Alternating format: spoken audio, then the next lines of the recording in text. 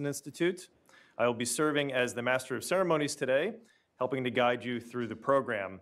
The Central and Eastern European Strategy Summit today intends to reinforce the ties binding the U.S. to our Eastern European allies.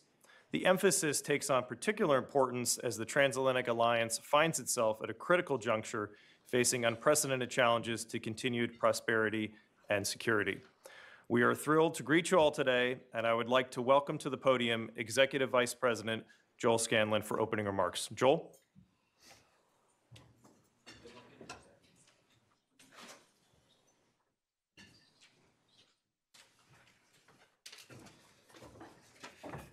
Thanks, Dan, and good morning, everyone. Welcome to Hudson. As Dan said, I'm Joel Scanlon, Executive Vice President. I'm delighted to kick off what is now our third Central and Eastern European Strategy Summit. Together with my colleagues, I'd like to thank the high-level representatives from the region and the European Union who are participating, and the many embassy representatives who will be here today for being with us and for your collaboration on our programming throughout the year.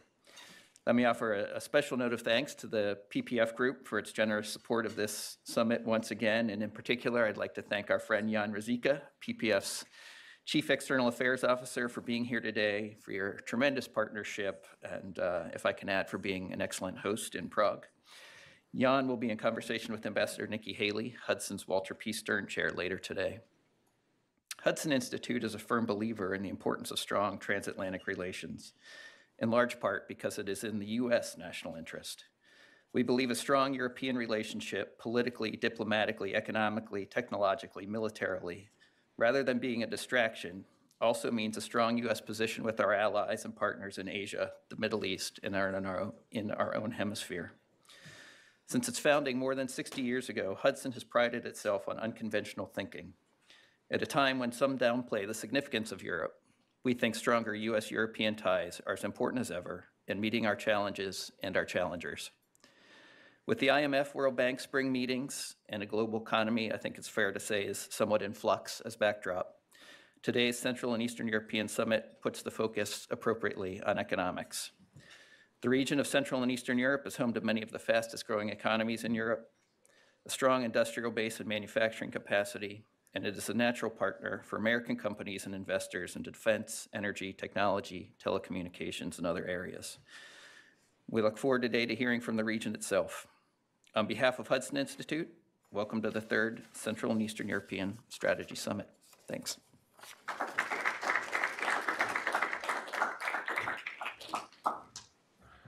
Okay, thank you, Joel, very much. We are honored this morning to welcome Commissioner for Financial Services and Savings and Investment Union, Maria Luis Albuquerque, is here today, and she's going to kick off our discussions.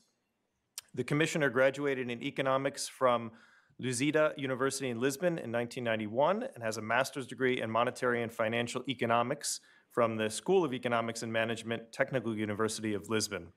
She served at the Directorate General of Treasury and Finance between 1996 and 1999, and at the Ministry of Economy from 1999 to 2001.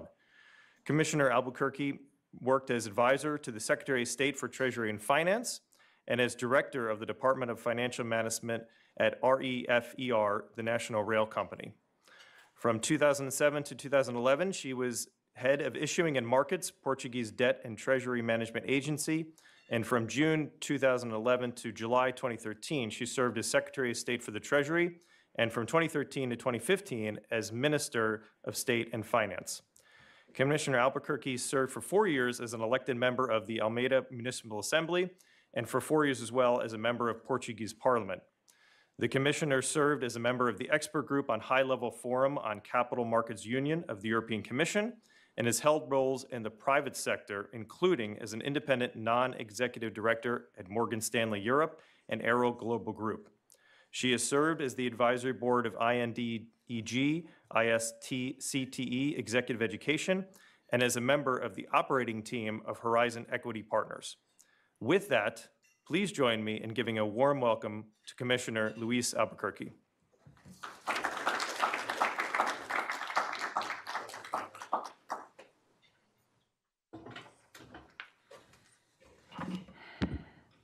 Good morning, everyone. Sorry for the lengthy description of my profile. I've been around for long. That's why it takes longer. Anyway, good morning, everyone, and I would like to thank the Hudson Institute for inviting me to speak at today's Strategy Summit. And before you dive into the regional specificities of Central and Eastern Europe countries, which is the focus of this conference, I would like to set the scene with a broader European context to discuss how we can make our markets more efficient and resilient to bring wealth and growth to European citizens and businesses. During the last few months, the European Commission has been shaping the priorities for our Union amid complex and challenging circumstances as underlined in several reports. Europe needs change and needs to grow. We are being ambitious, clear, and we are committed to deliver. First and foremost, to deliver on the European single market, our main strength. In the current circumstances, neither EU businesses nor EU citizens can sustain the cost of not having a true single market. In a recent IMF study, this cost for financial services alone was estimated to an equivalent of 100% tariff on financial services. While some other tariffs are beyond our direct influence, this tariff equivalent is not. The Savings and Investments Union we presented only a month ago is an instrument, an enabler for growth and competitiveness in the EU, deepening the single market, and it reinforces our resilience to shocks. It will allow us to build a more competitive, green, digital, and fair Europe, where citizens can accumulate wealth and companies can grow, innovate and create jobs, whether in Central, Eastern, or any other geographic sub-region of the EU. It builds on the progress of our previous capital market strategies and combines those with our efforts to reinforce the banking system, our banking union. We know that smaller markets are particularly put to the test and are afraid of being left out. I hear that often. But the Savings and Investments Union has a specific feature I am particularly proud of. It creates space and allows for deeper integration among member states, to learning from their experiences and experimenting with neighboring countries and partners to scale up a specific idea or project. Smaller markets are indeed vital entry points into a larger, more connected European capital market. And there should be no losers. We all will gain from a more efficient, integrated, deeper European capital market. So allow me to briefly walk you through our plan for a Savings and Investments Union. Europeans are among the world's best savers, yet most of them do not have an effective way of channeling that capital in a productive way.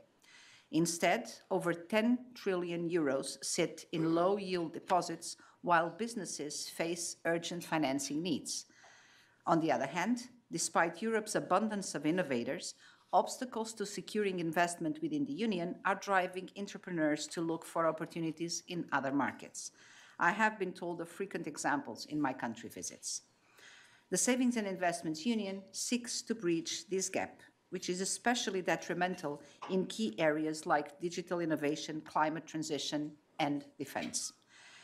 A competitive and integrated financial sector will lower costs and increase choice for citizens, ensuring their savings can be turned into productive investments. And we must build an effective network of integrated, interoperable markets that ensures access to deep pools of liquidity across the EU. Our SIU strategy has 4 pillars, covering citizens and savings, investment and financing, integration and scale, and efficient supervision. Let me say just a few words on each of these. We will take action to make investing in the EU easier and more beneficial for our citizens. To do this, we need to empower Europeans with the right tools to make good financial decisions. That is the aim of the financial literacy strategy we will be putting forward in a couple of months to help our citizens understand the risks, but also the advantages of investing in capital markets. There are some very good examples in Europe as well as internationally, and we can learn from and build upon those. Also drawing on best practices, we aim to create a savings and investments account blueprint for all Europeans to benefit from, looking at tax incentives too. Pensions are an extremely important part of our plan, as they are key to boosting investment in Europe and to provide quality retirement for citizens. We will therefore work with the member states on developing their own supplementary pension sectors. There are already good practices in Europe with very positive outcomes for citizens, but for too many member states, that is still not the case. On investment and financing, we will be working to make it easier for companies to access diversified sources of finance, including cross-border.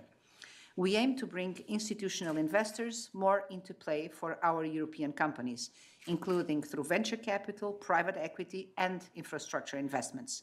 We will engage with our financing partners and development banks to design and tailor financing programs to the needs of our companies. We will also revise the legislation on European venture capital funds label.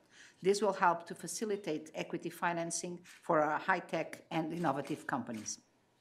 And we will review the EU rules on securitization, including prudential requirements for banks and insurers, as this will free up lending capacity, allowing investors to diversify exposures to new asset classes and, in effect, better support companies. Looking at integration and scale, we must ensure that our markets operate efficiently and remain resilient to shocks. Too often, European firms are unable to enjoy the scale and synergies of the single market, and this is a competitive disadvantage. We will be bringing bold proposals to break down barriers that hold back cross-border operations of market infrastructures, asset management, and fund distribution.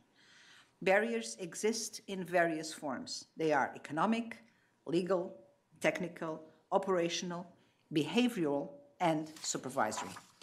We recently launched a questionnaire that will help gather the practical information we need to accurately calibrate our action. Removing barriers will help financial players gain scale across the EU and lower costs for businesses and citizens alike. On supervision, in essence, what we need is to ensure equal treatment for all financial market actors, wherever they operate in the EU. We have a single rule book, but often rules are applied differently by supervisors and other agents. This can be down to some authorities' legitimate concerns about the financial system's safety, but it can simply be protectionism of national markets and national players, and it often is. We surely need better supervisory convergence and more joined-up actions for all the authorities involved. Convergence tools and powers need to be more effective, and we must get rid of divergent national practices that fragment the market, be it at the level of national legislation or national actions. Where regulatory integration is more advanced, or where we have large EU cross-border players, EU-level supervision is the right approach. We can all gain from a more centralized view and assessment of certain areas in the financial sector. So for a few sectors, we will propose legislation to unify oversight and bring key supervisory tasks to the EU level. Again, we will look at the evidence we are collecting to make a precise assessment and come up with proposals by year-end. I've also been repeating that the Savings and Investments Union is a sector-agnostic tool to boost European competitiveness, which it is. But looking at how important defense and security is for Europe and how it is on top of everyone's minds in Central and Eastern Europe, I would like to highlight how the Savings and Investments Union can impact, in particular, the defense sector. The defense sector is a top priority for the Commission, as highlighted in the Rearm Europe plan. That requires a clear pipeline of projects and clear public funding signals. The Commission's white paper on defense gives us those signals. In addition, we have to unlock access to private finance for these companies, and banks and institutional investors must also consider investing in the defense sector. Some are already shifting that way, and I have seen promising signals.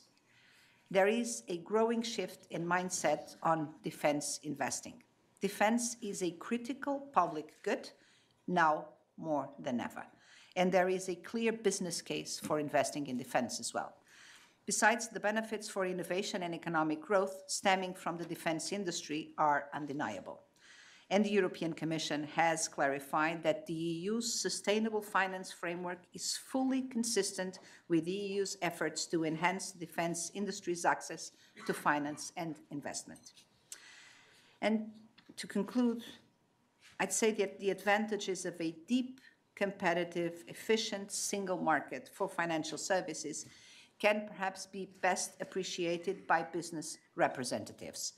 But everyone stands to gain.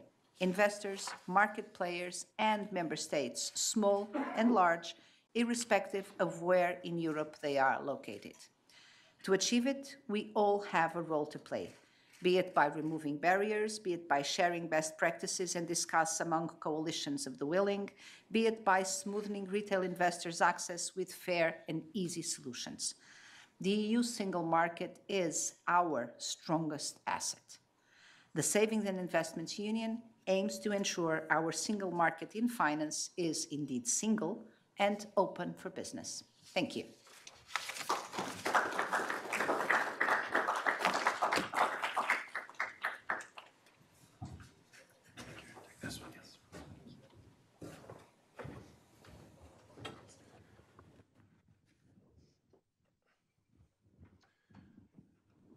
Well, Commissioner, thank you very much for that overview of, I think, really a very ambitious agenda that you outlined this morning, and I think that we've all benefited from.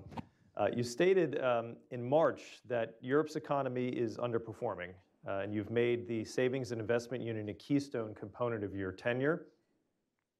You believe this will help address the investment needs of a number of priority areas. So you talked about the digital economy, climate change and social transition goals, as well as security and defense investment, which I thought was a terrific way that you pinpointed it as a critical public good in your remarks this morning.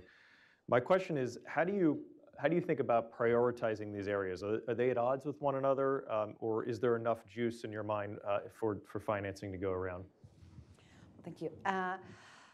I would say that they are not competing because we do have a lot of idle resources in Europe. Our problem in Europe is not lack of money. We have other problems. That is not one of them. So we have enough resources. If we give people, namely retail investors, the right opportunities to invest, people will find these opportunities. As I said, this is a sector agnostic project. So we are not telling people where they should invest their money, not at all. It's a completely individual decision, as it always was. But we think that there are very good business cases in some of these identified priorities, namely on defense. The defense industry, you can see the valuation of those companies going up. You could see, not long ago, the first ETF on the European defense sector. So the market is already seeing that this is a good business case. There is a good investment opportunity there. So I think that the money will naturally flow to the business cases. Our intention at the European Commission is to put forward several plans. Obviously, this is just about financing, but there are many others in the competitiveness compacts, and those others which are directed to stimulate industry investment, to facilitate the climate transition. All those projects will create good business cases. The intention or the aim of the Savings and Investments Union is to facilitate private financing to go into these projects. But we are not directing anyone's money into any particular sector. People will continue to be able to invest in whatever they want. We will just act providing incentives as policymakers always do, and people are free to follow or not.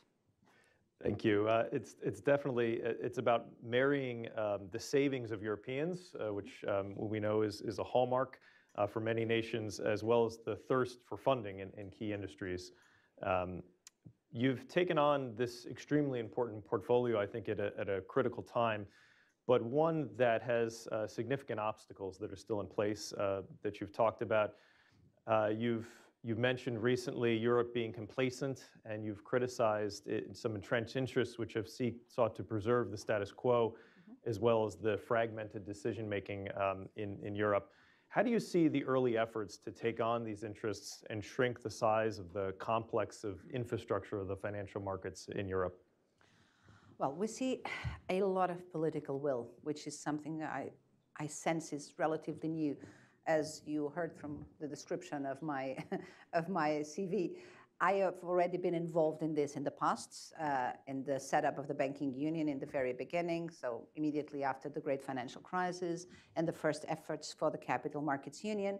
And there was never really a political will strong enough to push this forward because it's difficult. It is difficult to align tax incentives. It is difficult to align legislation. It is difficult to say that your national relevant player who actually enjoys a very comfortable position in your national market may actually be challenged by the competition and by a different setting. This is difficult politically.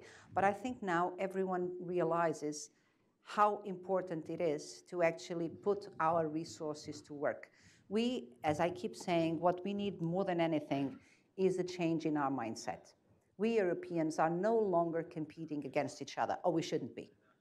We are competing with those outside Europe. We know who our competitors are in the global stage. And in order for us to be competitive at that scale, we also need to be big. And capital markets need to be big. It is one of those things that you cannot be efficient if you're small. We need big, liquid, deep capital markets. And today we have technological solutions that actually allows us to achieve that without moving the stock exchanges to some of the countries, which was always a difficult topic for discussion around Europe, where it would be located.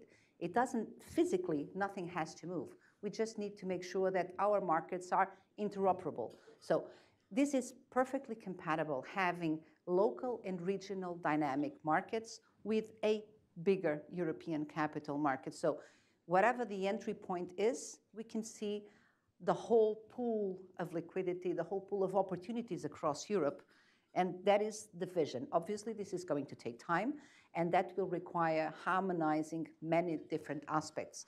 We don't even have a single definition of shareholder in Europe.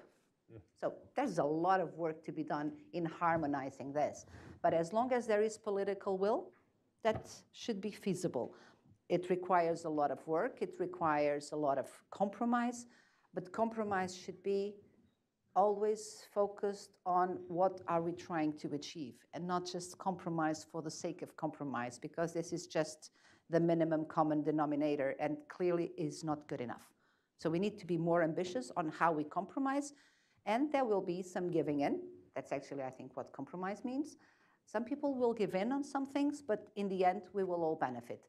Again, it is a difficult project. It requires will and persistence and work from many different players, including the private side. There are lots of issues which need to be addressed at central level or even at national authorities level, but the market participants also should play a role. They should embrace competition, embrace openness, and engage in facilitating all the projects, namely with retail investors, addressing some of the issues we know exist on competition with retail investors. It is actually a joint effort. If we all put our minds together, we can deliver what I believe could be an incredibly competitive market with lots of funds and clearly the ability to finance all our priorities without having to make the very difficult choices that sometimes people put, which is a topic for public finances, which is not in my portfolio, so I'll skip that one.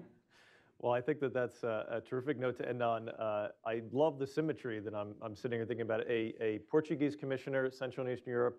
This is the two real growth engines right now of the European Union, where we're seeing some of the strongest growth in the economy. So thank you for addressing these extremely important topics with us around financing these important needs in the EU, and thank you for being here. Thank you very much for having me.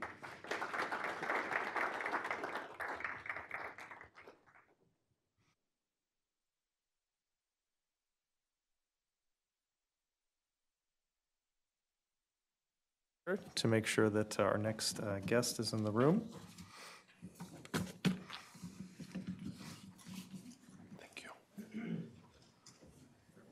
Thank you. Just 2 seconds.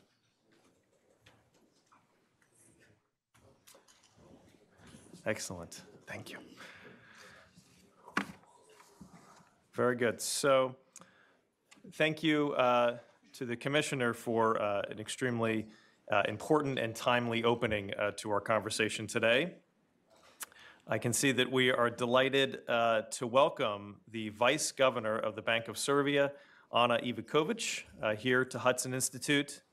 The Vice Governor is a graduate of the Faculty of Economics of Belgrade University, Department of Finance, Banking, and Insurance, earning a master's degree in the Department of Monetary Banking and Financial Management, as well as a PhD with the thesis, The Central Bank Impact on the Functioning and Development of the Money Market.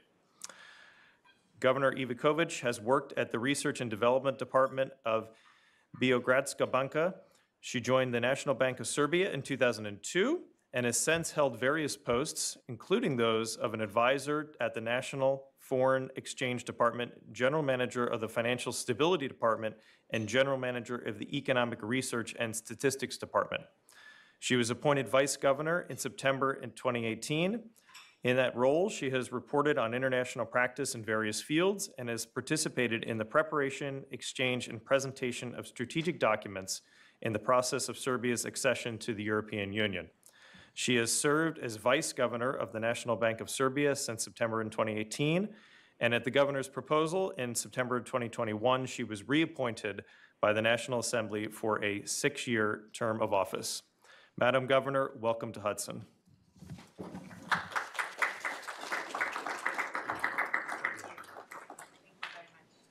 So before I start, one important correction. I'm not governor, I'm Vice Governor, Ana Ivkovic. Yes, so good afternoon.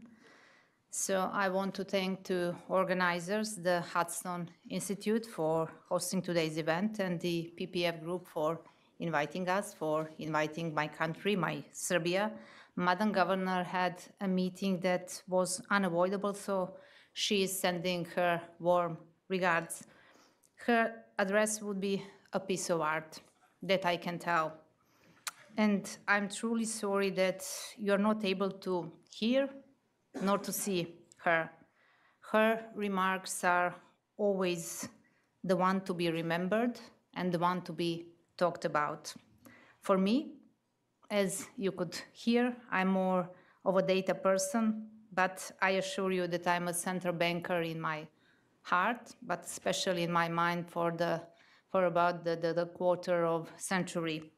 And I have great respect for people running my country, so namely our president, Mr. Aleksandar Vučić, and our governor, Jorgovanka Tabaković, for them personally and for everything they've done for my country, for my Serbia.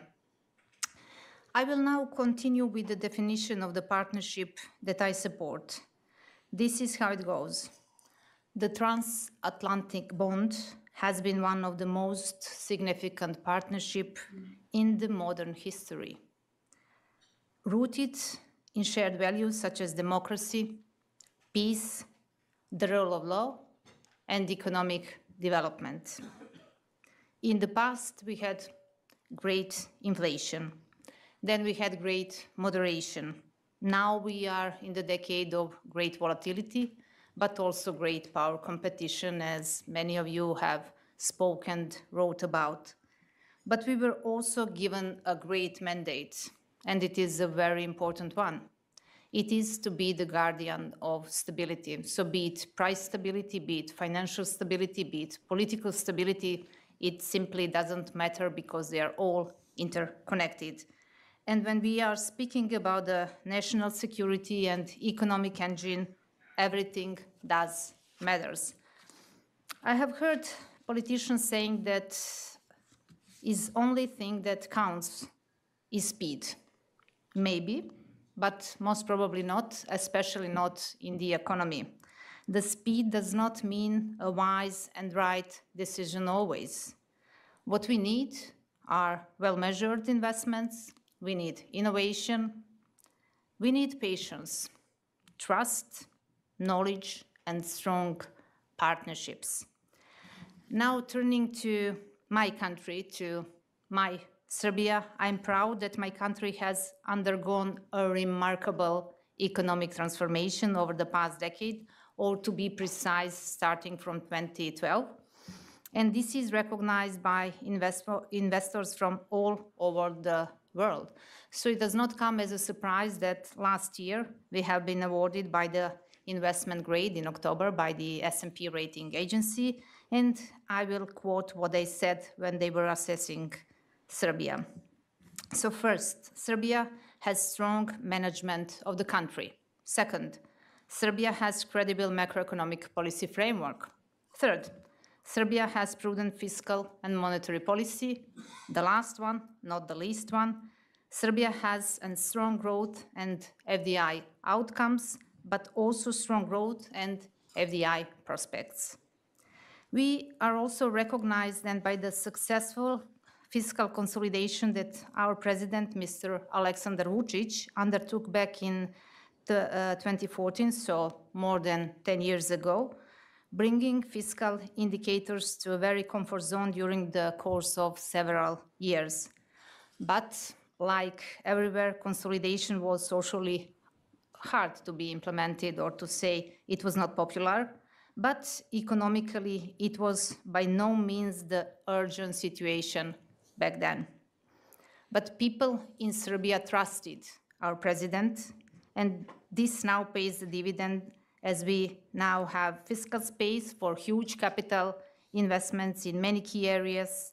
So we have high but sustainable rise in wages and pensions, and high and sustainable rise in living standards of our people. Serbia is also recognized and by credible monetary policy that is implemented by the National Bank of Serbia, to name our Madam Governor, Jorgovanka Tabaković. This is evidenced by the resolved inflation that was on average, or I may say prior to 2012, we had completely different countries. So we had huge and volatile inflation. We used to have hyperinflation. We had the twin deficit. We had the rising unemployment.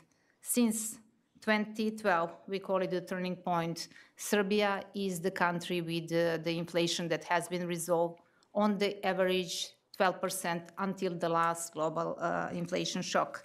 So we are also recognized for the stable local currency of our dinar over the euro, and record FX reserves, including very high level of the gold reserves. So they're now around 50% of our FX reserves. Our economic program is supported also by the new 3-year policy coordination instrument that we signed with the IMF in December last year.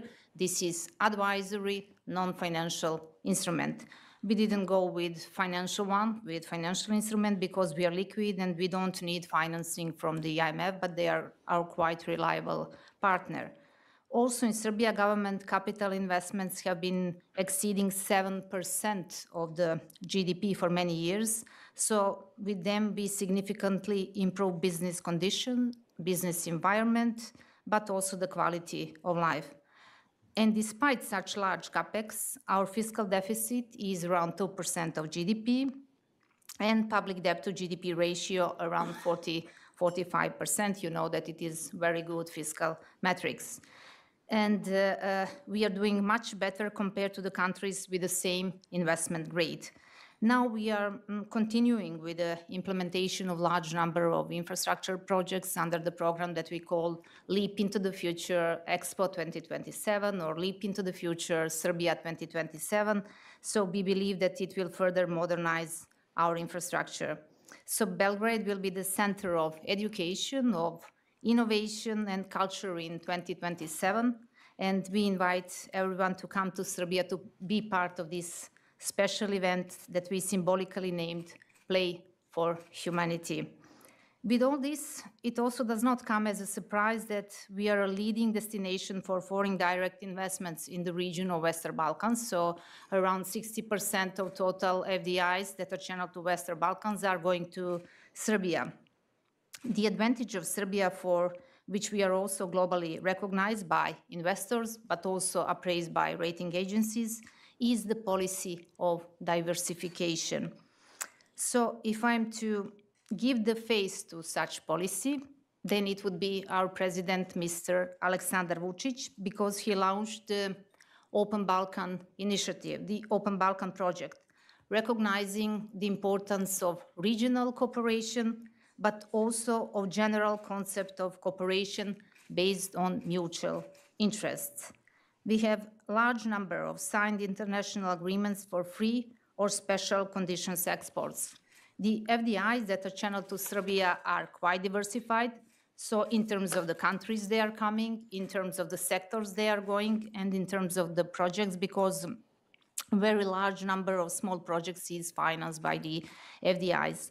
They are mostly channeled to the export-oriented sector, and this is supporting our export to remain resilient to this period of high global uncertainty that we are all in. Companies from all over the world have recognized Serbia as a country offering a stable macroeconomic and political environment with very high growth rates, new infrastructure, well-educated workforce, and competitive operating costs. Importantly to add, and as a confirmation of everything that has been done, Serbia has had an average growth rate of 4.6% over the course of 4 years, so 2021, 2024, with a projected medium-term growth rate of 4%, but we believe our projections are showing that we could do better, around 4.5% in the medium term. All of this makes us a good and reliable partner for everyone. Of course, quite naturally and geographically determined, the European Union is our key trading but also financial partner. But our economic cooperation with the United States is also continuously growing. Last year, exports of ICT services to the US accounted for 27% of our total export of services, and this is fast-growing sector. I can give 2 data to show how fast it is growing. So if we compare it to 2012, export of our ICT industry is higher by 11 times. Employment in this sector, twice higher. So Serbia is part of the Central and Eastern European region, and to the extent that the region grows, it can only be better for us. This region is economic engine of Europe. If we judge based on the data from the past 5 years, so from 2020 to 2024, the countries of this region, including Serbia, have demonstrated significant resilience and much needed agility that many of us are talking about today as must-have. So starting from COVID-19 pandemic to the energy crisis and everything that followed. This is supported by the fact that the average economic growth rate in most Central and Southeast European countries over the past 5 years has been twice as high as the average growth rate in the Euro area. As we are at the spring meetings of the IMF and the World Bank here in Washington, D.C., I would like to remind of the goals of multilateralism. It is to encourage the expansion of trade and economic growth, and to discourage policies that would harm prosperity. For this, all member countries, so all 191 countries, must collaborate with each other. And I will conclude with a quote that is reminding us from the walls of Thomas Jefferson Memorial that I like very much, and I visit it twice a year. So here it goes. With a change in circumstances, institutions must advance also to keep pace with the times. And this is exactly what we were and what we are doing in Serbia, guided by our president, Mr. Aleksandar Vučić. So being agile, always believing in people, in common sense, and in the power of partnership, as we are all sharing almost the same challenges, but also the same opportunities. We are all together in this new era, how you put it, and we can make it to be the great era.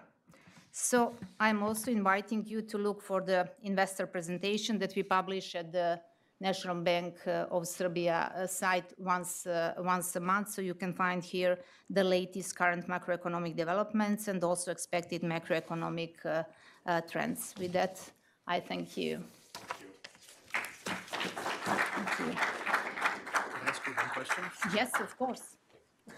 Well, thank you very much for that. Those terrific remarks. And you focus quite a bit on the opportunities for the Serbian economy across the next 5 years. I wondered if you could maybe just touch on some of the challenges that you see and some of the steps that you think can be implemented to address them. Thank you. Yes, thank you. Yeah.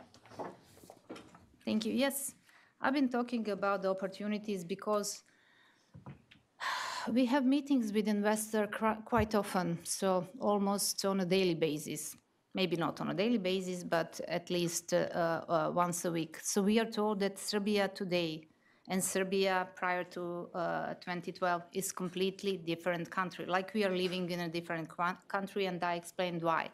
But still there are some challenges. We are small and open economy, and I can speak shortly about 3 challenges. One is automotive industry. I do believe that each country today has this problem and this challenge. FDIs in Serbia were channeled to the auto cluster strongly. So this auto cluster has the rise of export for about 4 times compared to 2020. So it has the pretty dynamic export.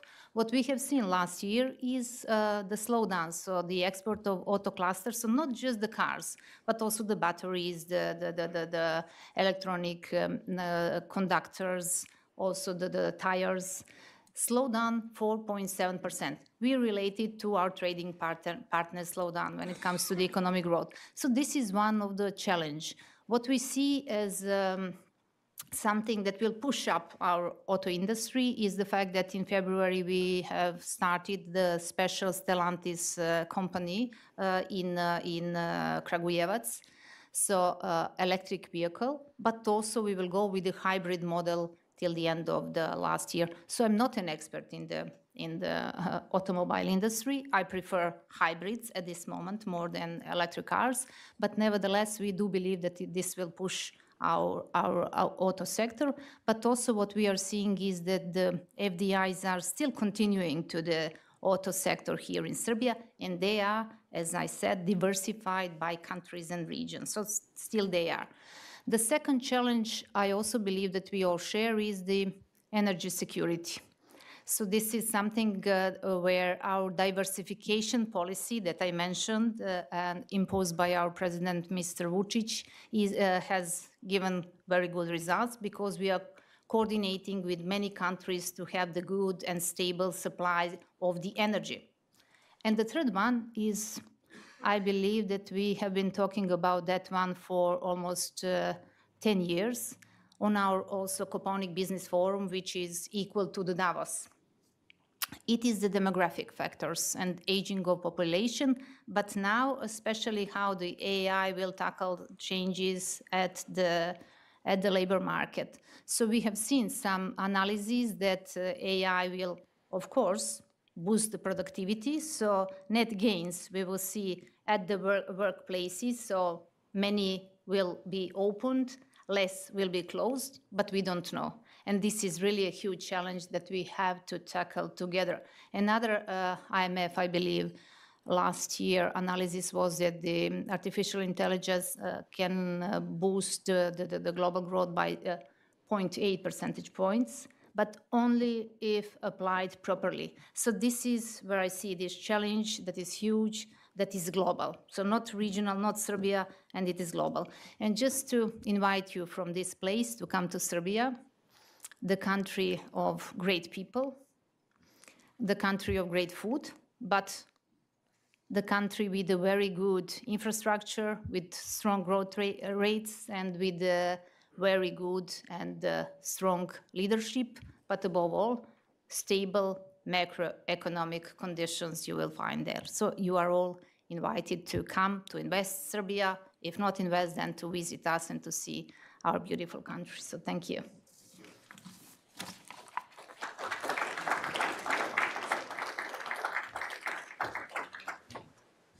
Thank you so much, Madam Vice Governor, for being here. It was terrific to have a perspective from Belgrade to start off our conversation today. For our next conversation, please allow me to introduce Peter Rao, the Director of the Center on Europe and Eurasia and Senior Fellow here at Hudson Institute. Peter is really the ticking heart of the center. And I think on this side of the Atlantic, perhaps no one knows Germany and the Central Europe region better than him. So I would invite Peter to the stage. Yep. You're up. And secondly, joining him on stage is Dr. Lars Hendrik Roller, founder and chair of the Berlin Global Dialogue and a professor of economics at ESMT Berlin. He previously served as chief economic advisor to former German Chancellor Angela Merkel, as well as G7 and G20 Sherpa. Prior to that, Dr. Roller was chief competition economist at the European Commission. Throughout his academic career, he taught at INSEAD, New York University, Stanford University, and the Norwegian School of Economics and Business Administration. So with that, gentlemen, I will turn over to you. Thank you. Thank you, Dan. Thanks again, everyone, for being here. It's a real pleasure to see all of you. As you know, and as Dan has expressed, this is something of a crown jewel event for the Europe operation here at Hudson. And I'm delighted to have such a strong economist sitting to my left to take us through the finer points of economic theory. I'm joking, we won't bore you all. Instead, let's start with politics and what is in the news, which is that Germany is on the cusp of forming a new government, or the government is formed, but it is not yet inaugurated. And given your background and where you sit, which is in Berlin, where you run the Berlin Global Dialogue, tell us a little bit about what we can expect and a little bit maybe about the incoming Chancellor, Friedrich Merz, who is a known commodity in Washington, but maybe not to everyone. Yeah, thanks very much. I'm delighted to be here, Peter. Also, thank you for the invitation. Very nice to be here to speak in such a distinguished crowd. So I think on the German government, it's not in power yet. I think I know we have the vote on May 6th, where the Chancellor has to get elected by the German Parliament. So the Chancellor doesn't get elected by the people, it gets directed by the Parliament. He has a majority in Parliament, provided that the parties, which are going to vote for him in Parliament, can agree on the so-called coalition contract, which is about 150 pages. We've done this, I've been part of that 4 times. It's a very long contract. You can wonder about the logic of doing such a thing. Because if you look at the past, most of the coalition contracts actually became pretty obsolete is the wrong word, but difficult because things happen in the world. So they have a contract which has been criticized by some, but others have said it's a good basis to get Germany going again. Because, Germany does have lots of challenges ahead. And provided that now the parties which are running votes will agree on the coalition contract, this is going on right now, then on the 6th of May, Merz will be voted to Chancellor. Then he's Chancellor for 4 years, and he cannot really be unearthed. So there's no way for Parliament to get rid of a Chancellor. We did that in our Constitution because of the Weimar Republic. We wanted stability, so the Chancellor has a lot of power. So he's a Chancellor for 4 years.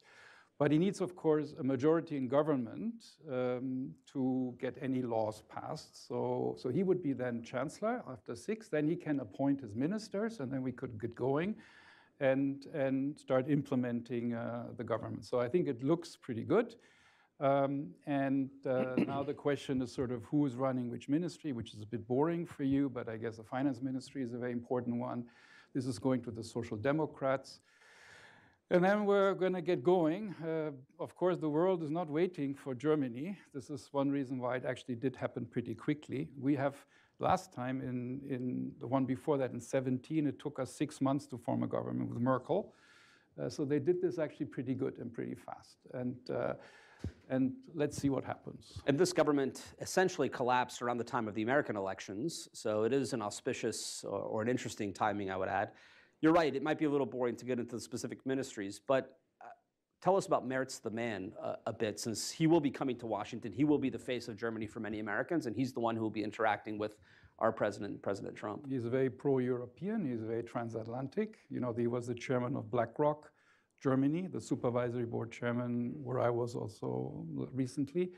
He's been out of politics for a while, So this is always the problem.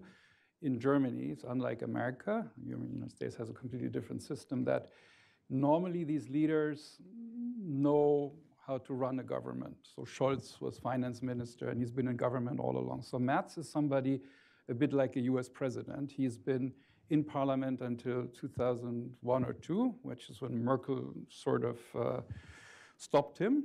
And then he was out of government for 20 years, and now he's coming back in.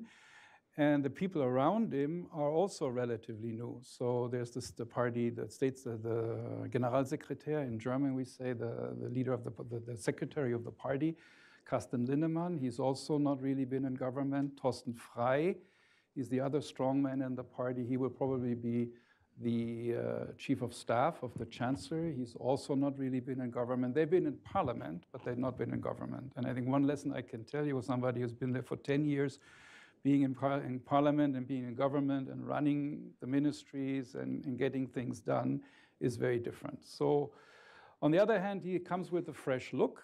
He is sort of pro-economics. He is what Germany needs at this point.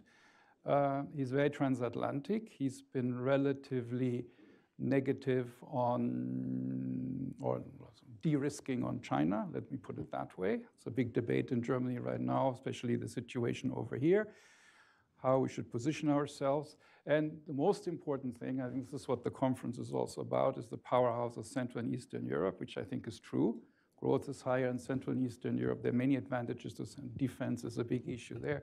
He's pro-European. So Merz has actually started off his career as a member of the European Parliament. So he really believes in Europe, and I agree completely with that, to all these problems which we're looking at in the world. To the extent that we can manage it, to the extent that we can strengthen our European economic and social and defense ties, I think that's the answer to everything. And he stands for that. And last point, Macron, somebody we know very well, Emmanuel Macron, who used to be actually a colleague of mine. He was a Sherpa of Hollande. What happened to him? Yeah. Did he ever amount to It was very funny, the first meeting Hollande and Chancellor had when he was young French president, very impressive guy. I was sitting next to the Chancellor in the cabinet room, and she looked at me and said, "Don't you get any wrong ideas?"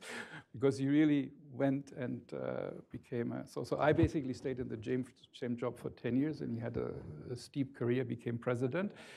And him and Scholz it is said, didn't work very well. I know a lot of stories, but I won't say this publicly. But Merz and him are apparently getting very much along. They actually met at the Berlin Global Dialogue also last year for one of the first times. But then also it's not only the chemistry between leaders, which of course is very important. Don't have to tell you this here. But it's also the issues. And many of the issues, for example, on defense, on trade, Mercosur, even on nuclear, which divided Germany and France in the past, are now much more united. So my hope is that this powerhouse, it will never be like it was under de Gaulle and Kohl or something like that, or Adenauer and Kohl, but this powerhouse of Germany and France pushing Europe forward is really necessary. I can tell you that from many, many years of meeting and preparing these meetings. My hope is that that will come back. Well, so and all of that is actually good news.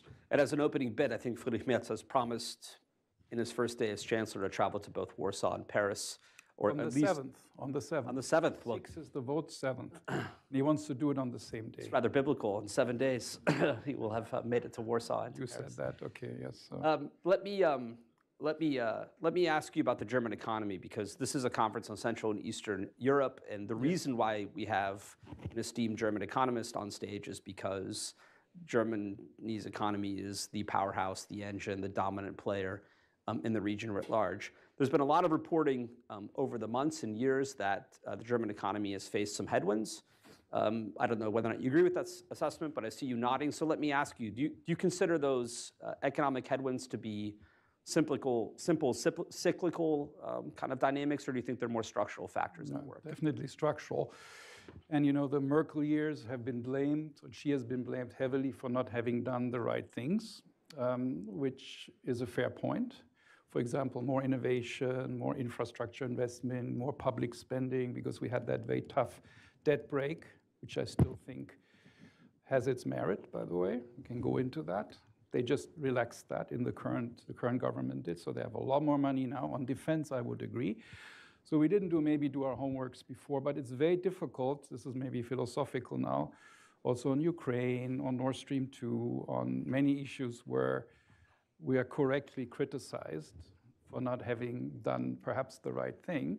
First of all, it's very difficult to predict everything because so many things can happen every day and you never know what is going to happen. It's not trying to defend the situation, it's trying to explain how things are when you're in the machine room. It's not that easy to predict what happens tomorrow. Think about what's happening here. It's very difficult to predict.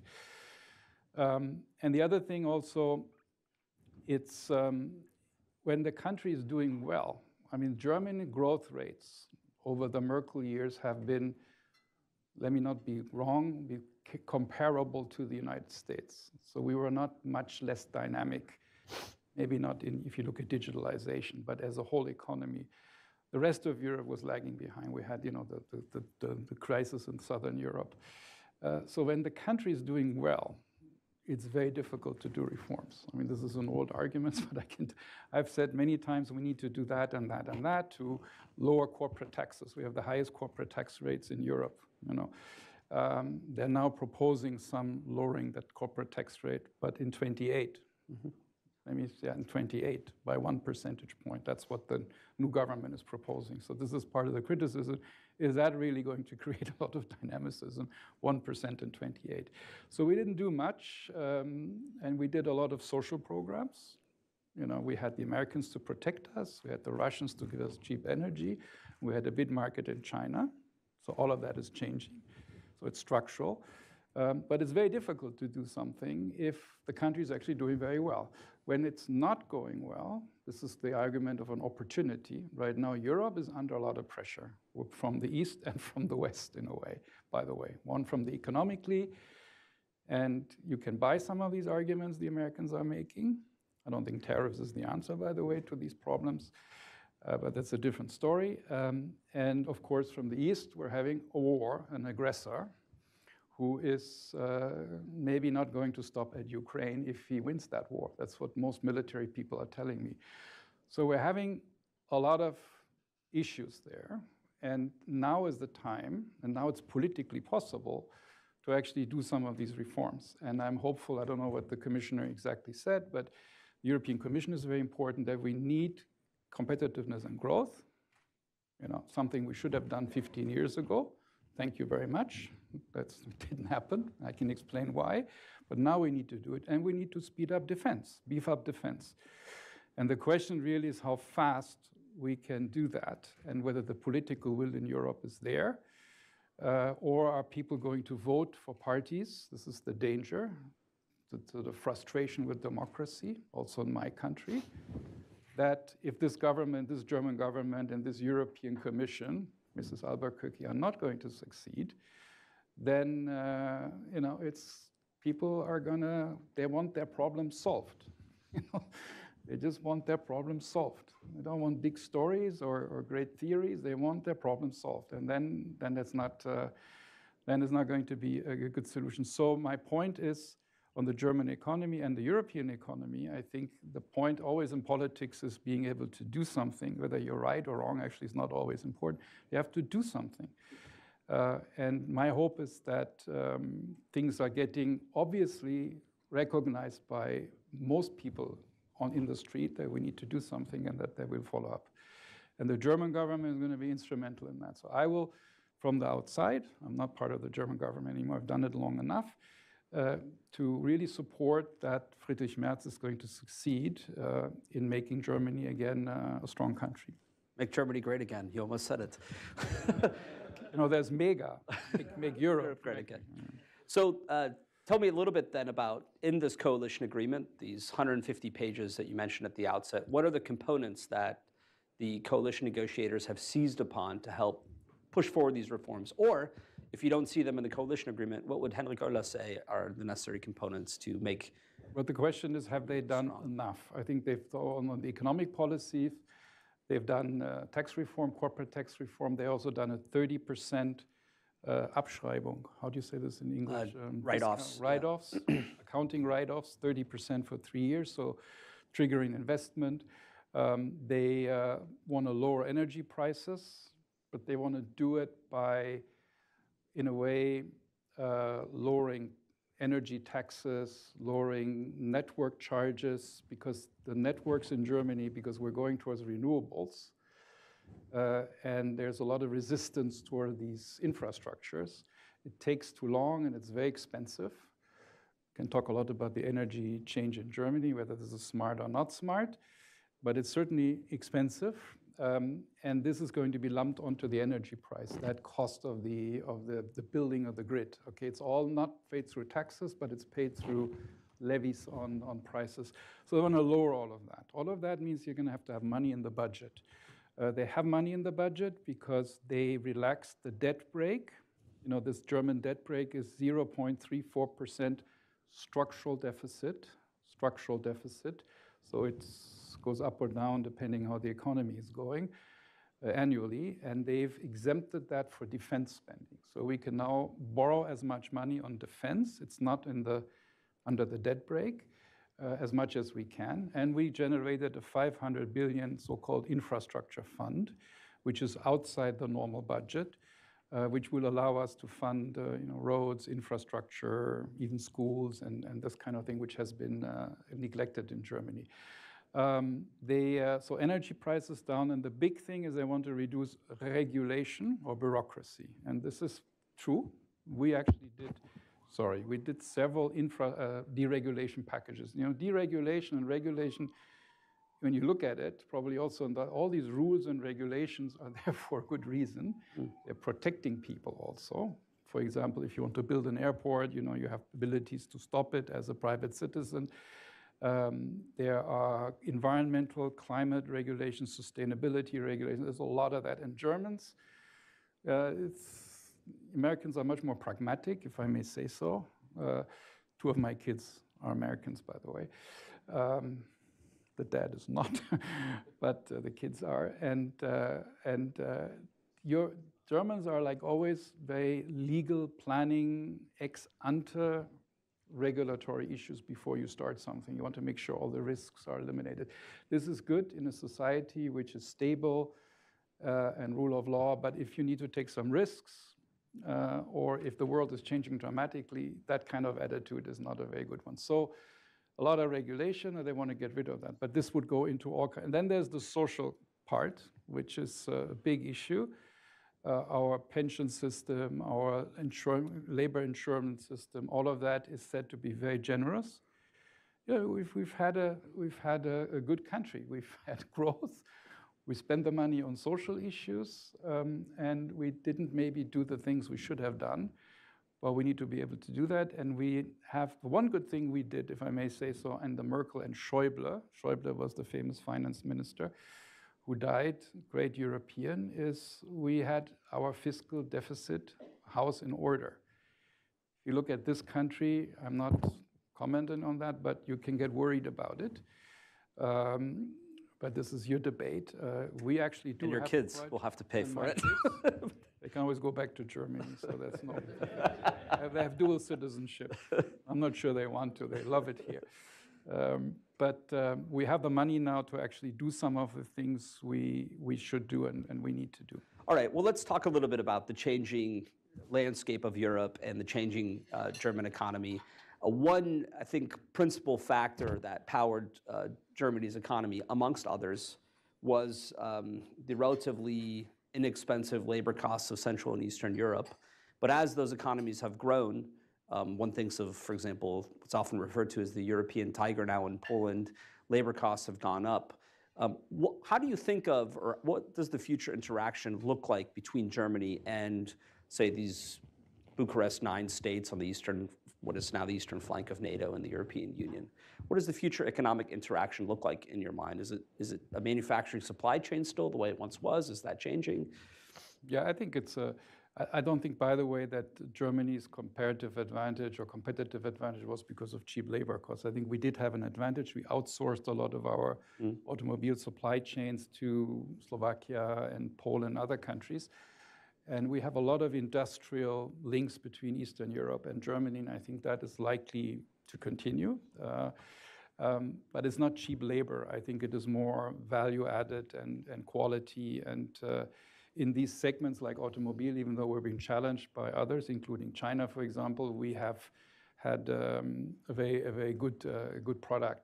So I think that this relationship is likely to happen. I think Eastern Europe, when I was thinking about coming here, I mean, Eastern Europe is, on the one hand, it's got, I think, double the growth of Western Europe. If you look at the Draghi report, it really applies to a large extent about Western Europe and not so much about Eastern Europe. I'm advising Edi Rama, who's the Prime Minister of Albania, who wants to get into the EU. They have to basically do all the regulatory rules of the EU to apply to their country.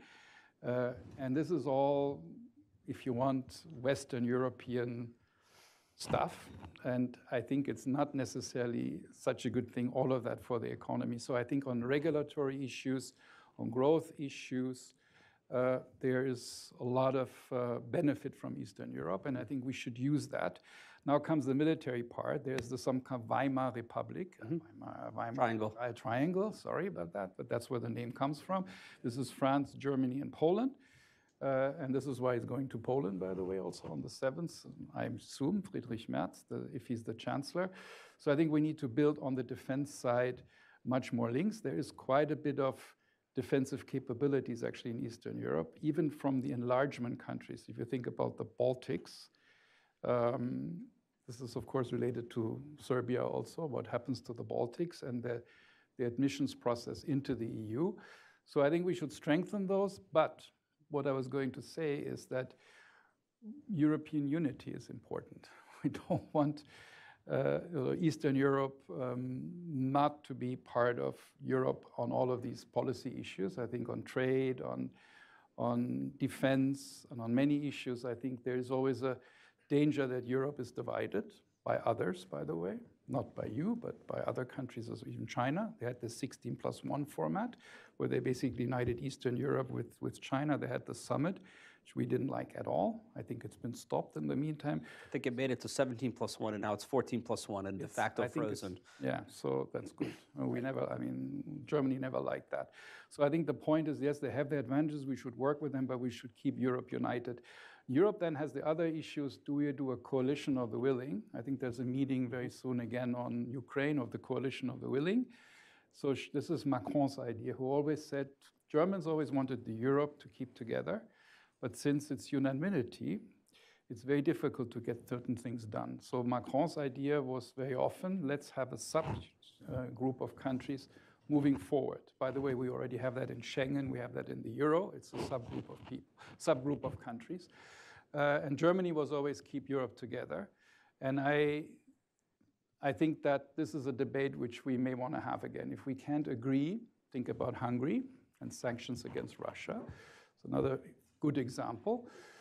If we can't agree on certain important strategic things of national European security, should we have a subgroup of countries going ahead? Ukraine is another one, or not. And the other issue which is important is, should we enlarge Europe? Should we have other countries joining? This is the Balkans and other countries which are coming in. So, but the main point is, so this is a debate we've been having for 10 or 15 years. Germans have always been, let's keep Europe together, at least the previous governments. And I think this applies especially also to Eastern Europe. I think we should not look at Eastern Europe as a sub-region of Europe, at least me as a European. I think we should look at Europe as a whole. And we should also be positive about enlargement. I think this is important, and Serbia is playing a very important role in that one. Let's go to the next set of developments or changes and talk about the German relationship with China, which is something you've thought long and hard about and worked on substantially. I was afraid you're going to ask me that. Well, then I'll just leave it open-ended. Tell me about the debate that's ongoing, to the extent it is, in Berlin about its relationship with China and the structure of the German-Chinese economy. Well, I can't really speak about the German government because the new German government has to formulate that view. And I think if you look at the coalition contract, there's a chapter on foreign policy, which obviously probably the next foreign minister wrote. I don't know whether he will be that. Mr. Wadepool was, I think, chairing that subcommittee. He's a candidate for foreign minister. He's very good. And it's very transatlantic, but this was also done 3 weeks ago or something. So I think Merz, in the meantime, has made other statements also about the US administration, if I'm not mistaken. But that's very transatlantic, and it's very much, looking at China as a competitor, and with de-risking will be further done. And initially said also at one point, if German companies invest in China, it's at their own risk. And so he has been rather maybe close to previous German governments, maybe even a bit harder, but I don't really know. My personal view is that... I would just interject really quickly. I think if I read the coalition agreement correctly, it abandons this triptych definition of competitor, partner, and rival, and hones in on the rivalry as a core feature of German-Chinese relations now, which I do think is at least a rhetorical shift. Maybe I'm overemphasizing it. Well, we've had that all the time. Okay. Actually, we negotiated that with Xi, I think it was in Hollande still at the, we had these competitor, rival, and partner, I think, 3 to 4. And the question is always, in practice, what does it mean? The Chinese were very upset that we had that rival in there because that was a new thing at the time. At that time, it was relative, it was 17 or 18, so it's almost 8 years ago. And over time, you can ask, has one been more warned by the data than another one? I fail to see that. I think our relationship with China, our economic relationship with China has been relatively strong. I don't think investments have gone down. There's very little Chinese investment in Europe. There's a lot of investment in China from European companies. There's a lot of joint ventures in the in China. They've relaxed, by the way, the conditions on joint ventures. We wouldn't have majority joint ventures. We now can.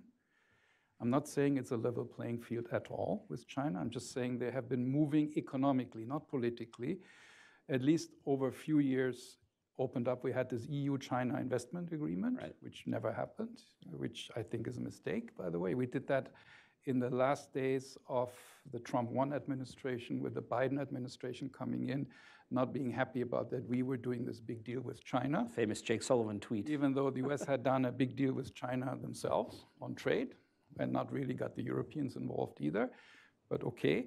But that deal was never ratified, and probably it's still there. It's still there, which could be reopened any time. I'm not sure it has a chance. So anyway, so on that. But isn't it meaningful that, or is it not meaningful? Sorry to interrupt, but that Wadepool, the say not presumptive foreign minister, but certainly a candidate for the foreign ministry, helped negotiate that text rather than say the likely next economics or finance. Who's the next economics? I don't know. You tell me. We're just amongst friends here. Nobody knows. Yeah. I mean, I don't know.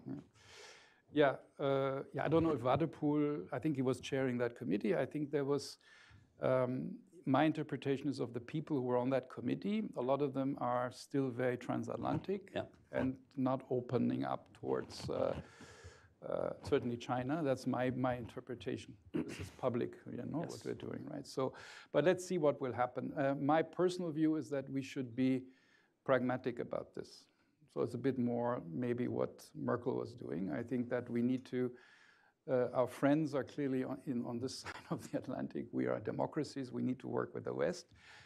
But we also have economic interests in other parts of the world. And this is not only China, this also applies to India, this applies to Mercosur, which maybe will happen now. Is that a done deal, Mercosur? Because you mentioned earlier points of agreements between Macron and Merz, and Mercosur was one of them. But I detected some disagreements there, maybe not. No, I think it was unfortunate that the thing never, we actually finished it at the G20 in Buenos Aires. We even had champagne at that.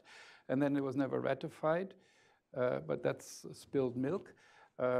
So I think there's a good chance that the Europeans are now thinking about ratifying it. Let's see. But I'm also wondering about the Latin American side.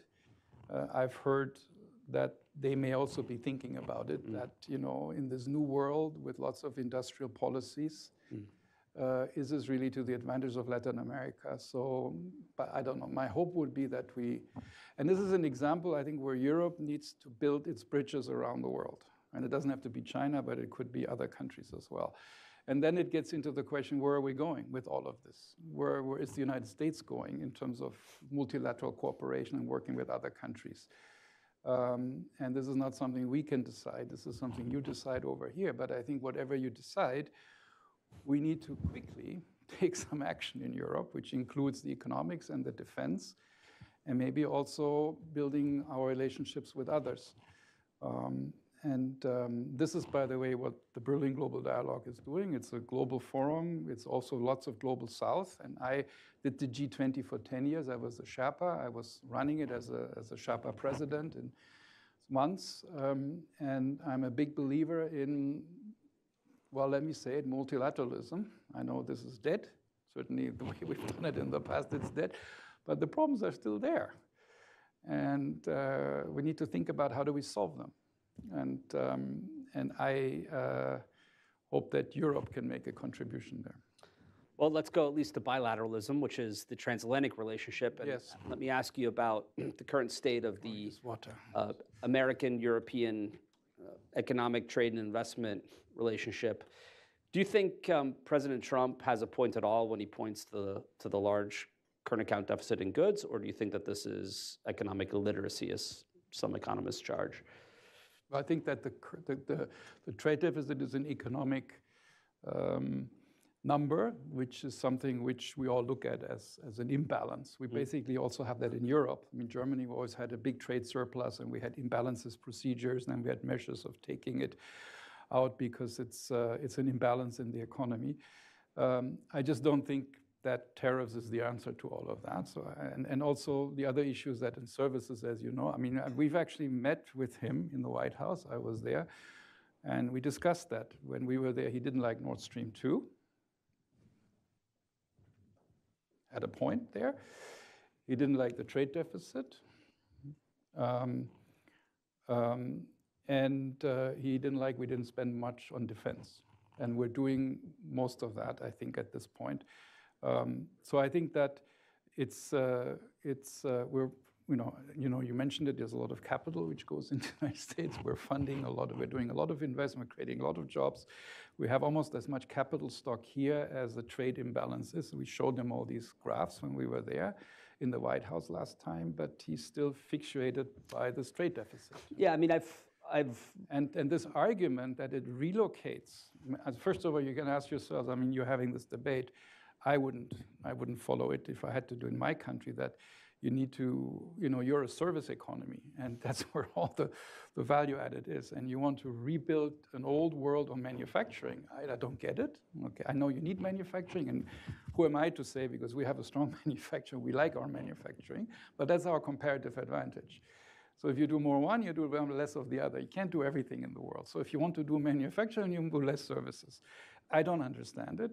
So this is one thing, and the other thing I don't understand is how it's not easy to relocate manufacturing to this country or to any country.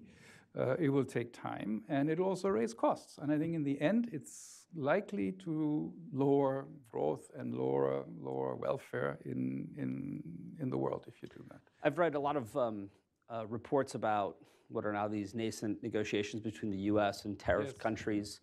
And there are, I think, at least some countries, I've read reports in the press that the Japanese are somewhat frustrated because there are different rationales put forward or different goals by the administration. But in the end, I think if we hone it down on one thing, it probably is the American trade deficit in goods. I think that's probably, it's my assumption, what motivates President Trump the most.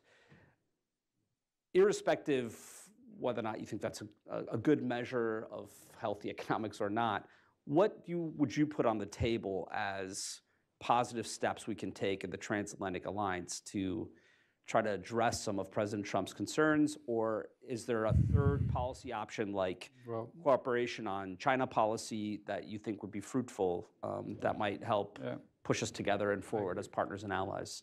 So on the first, I think there are these, is it revenue, is it relocation, or is it just the good old trade deficit in products? Mm-hmm. I would agree with you if I read it correctly, but I only met him if it's the trade deficit, which also particular one of his advisors has been hammering at. Peter Navarro. And he seems to be getting more influence. So what was your question again? Well, it was what steps, irrespective of how you read the other thing is that, it's this recommend? attitude, I should be very careful as public, that we're now, so we hit you in the face with these tariffs. You are friends. It's also this transactional. I'm a man of policy. I'm a man of long run. You need your friends in the long run. You need credibility with your friends. You need to be predictable. I'm in that world. I'm a strong believer in policy rather than in transactions, even though transactions in the end, of course, are important. But they are a function of policy and not the other way around. Now you come and you want something from me, and tell me what you can give me. After I have done something which actually is not considered to be nice or acceptable even by all the standards we've been establishing by the United States since Second World War. And now you're there, and now you need to offer something. And let's see. Maybe they will offer maybe buy more LNG. This is what I read in the papers. Maybe we'll side with you on China. This will all be costly to us. And the question is that part of our policy? So we can offer something. And then we don't even know if it's going to result in anything. So to me, a negotiation would be that it's a give and take on both sides. I think we are where we are. I think I can defend where we are. I don't think we've been unfair to the United States. I don't think the world has been to the disadvantage of the United States. I think there are areas, of course, and I think you have domestic issues. People have benefited, some people have lost from globalization. It's clearly the case. And it's a big issue. It's a big political issue, and you can do something about that. But I think it's a give and take. And the problem is, of course, and the fact is that this is by far the most powerful and strongest country in the world. We are completely dependent on the United States militarily, economically, to a large extent, and also in terms of secret information, intelligence information, I'm told. I'm not an intelligence expert. So we have a lot of leverage. And the question is, how do you use it intelligently? And so my point for you is that, yeah, we can offer LNGs, we can offer China there, we don't decide our trade balance. What are we going to do? We can spend more, we can increase domestic demand. That's what we're doing already. We're not the ones who are buying German cars. It's Americans who are buying German cars. We have non-tariff barriers. Let me say that, because that comes up a lot as well. Or the VAT. One of the, I don't know if you heard the story, is that it is said that you have a value. We have a different tax system than you do. And I think both have advantages and disadvantages. We can talk a lot about taxes in this country, by the way. I know that there's a big debate here. But we have a value-added tax, which is relatively high, 18%. Okay, and our tax base is generally higher because we have more spending on and more inefficiency, I'm sure, on public goods. And I like that, actually. That's one reason why I like to live in Europe, because I have that part of it, even though my two kids, I love America. So we have it, and now they say the VAT is actually a non-tariff barrier. Right. I don't get that point. Because it's not discriminatory. A trade barrier is if foreign companies are not paying it and domestic companies. There's a discriminatory aspect. It's the whole idea behind trade. The VAT is paid by German companies just as much as by American. So when you start, and this is true for environmental standards, I agree, you may not like our non-hormone beef and chlor chicken and all the crazy European regulation. You may not like it, but it's borne by Europeans as much as it's borne by American companies. So I don't really see how it is the right of a foreign country to interfere in a domestic policy decision by another country based on a trade aspect, okay? And so I think that's, but of course, it sells very well here because these Europeans are all regulating and all the bureaucracy and taxing everything. And there's an element of truth to that. But it applies to Europeans, common agricultural policy. Yeah, that's actually discriminatory. The common agricultural policy actually is benefiting Europe, is subsidizing. This is different. This is discriminatory. Okay, it's subsidizing European agriculture and not allowing others to come in. But the VAT is paid by everybody. So it's a little philosophical question: is how much you want to interfere in domestic issues of other countries. And I think I've been saying too much already, but I think that there is, of course, a way to get together. And I know Mr. Šefčovič was here recently, and I think there's Mr. Trump, President Trump, I should say, yesterday said there will be a deal, or the day before when Meloni was here, 100% likely we will get a deal. So let's get a deal done. But I think we should also think beyond the deal, and we should really think about how we solve these big global issues like climate, development issues, security issues, and all of that. And yes, well, as an Iowan, I had to mention CAP. But let me finish then and close on a meta question, since you sort of took us in that direction at the end about solving these grand challenges that face the world. Given what you said earlier about European, it's a little bit demeaning that it's challenges that face the world. Also. No, I mean they are real challenges. But given what you said earlier about Europe's reliance on the U.S. and where you began, which is the description of the Weimar Triangle and a new German government coming in, if the U.S. does pull back somewhat from Europe, do you think that pulls Europe together, or do you think that causes it to fracture more? It pulls Europe together. Actually, it's interesting that a lot of the effects of this administration have been positive for us, but also for you, if you believe the current administration. So we're spending more on defense. You've helped many governments around the world to become more popular. I have lots of examples where actually it's a good thing. But of course, in toto, it's not a good thing if you're looking at it from my viewpoint. So I think that, but we can't change that. I think this is, and it's, I don't know, you know this better than I do. I don't know where the U.S. is going. Also, medium run, I don't know. And I can see a lot of merit in what the U.S. is also doing and what the people want in this country, And there's a lot of dynamicism and great things in the United States. So obviously this is, I don't know where it's going. I don't know where the political system is going. I look at your electoral system. I look at how it's financed. I look at all this thing. And I don't know where it's going to end up. It's just that maybe the naivety is the wrong word, but the sort of assurance that we can trust on I'm not the only one to say this. I think even my boss said that, Munich Security Conference a few years, the trust that we had in and maybe that was wrong, and maybe naive, that in some sense you're there in a way on many of these issues, foremost defense. That I think is maybe correctly gone, and I think the consequence of that, and this is now our homework. Actually, it's our homework. We should not blame anybody else. I think looking at a colleague from Serbia, not even in the EU yet, but that actually we need to do our homework, and we should have done, and we need to do that urgently. And then I think Europe, and I think I was listening at the end to Mrs. Albuquerque, the commissioner, was saying, probably talking about capital market union. I'm not sure what that Europe can be a competitive, dynamic economy in the world. It's a tall order because the rest of the world is also becoming a lot more competitive. And competitiveness is a relative concept. It's not an absolute concept. So everybody else is getting competitive. Not everybody can be competitive, but everybody can grow. That's a different thing.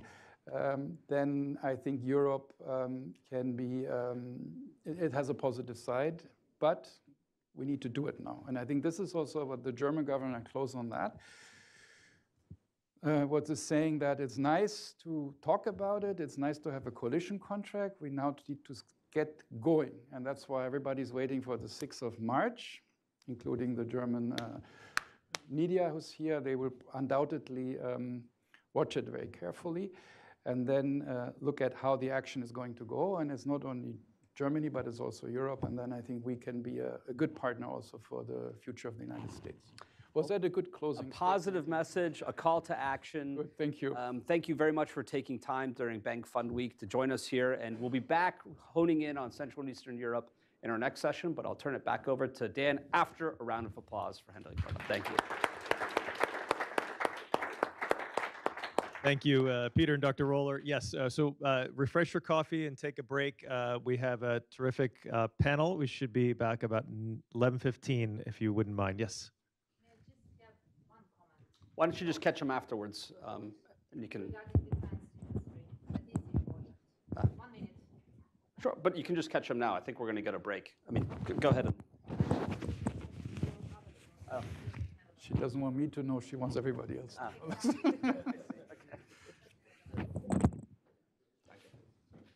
know. We'll drill down on the question of how some Central and Eastern European economies are increasing their resilience against threats from Russia and China and other international developments.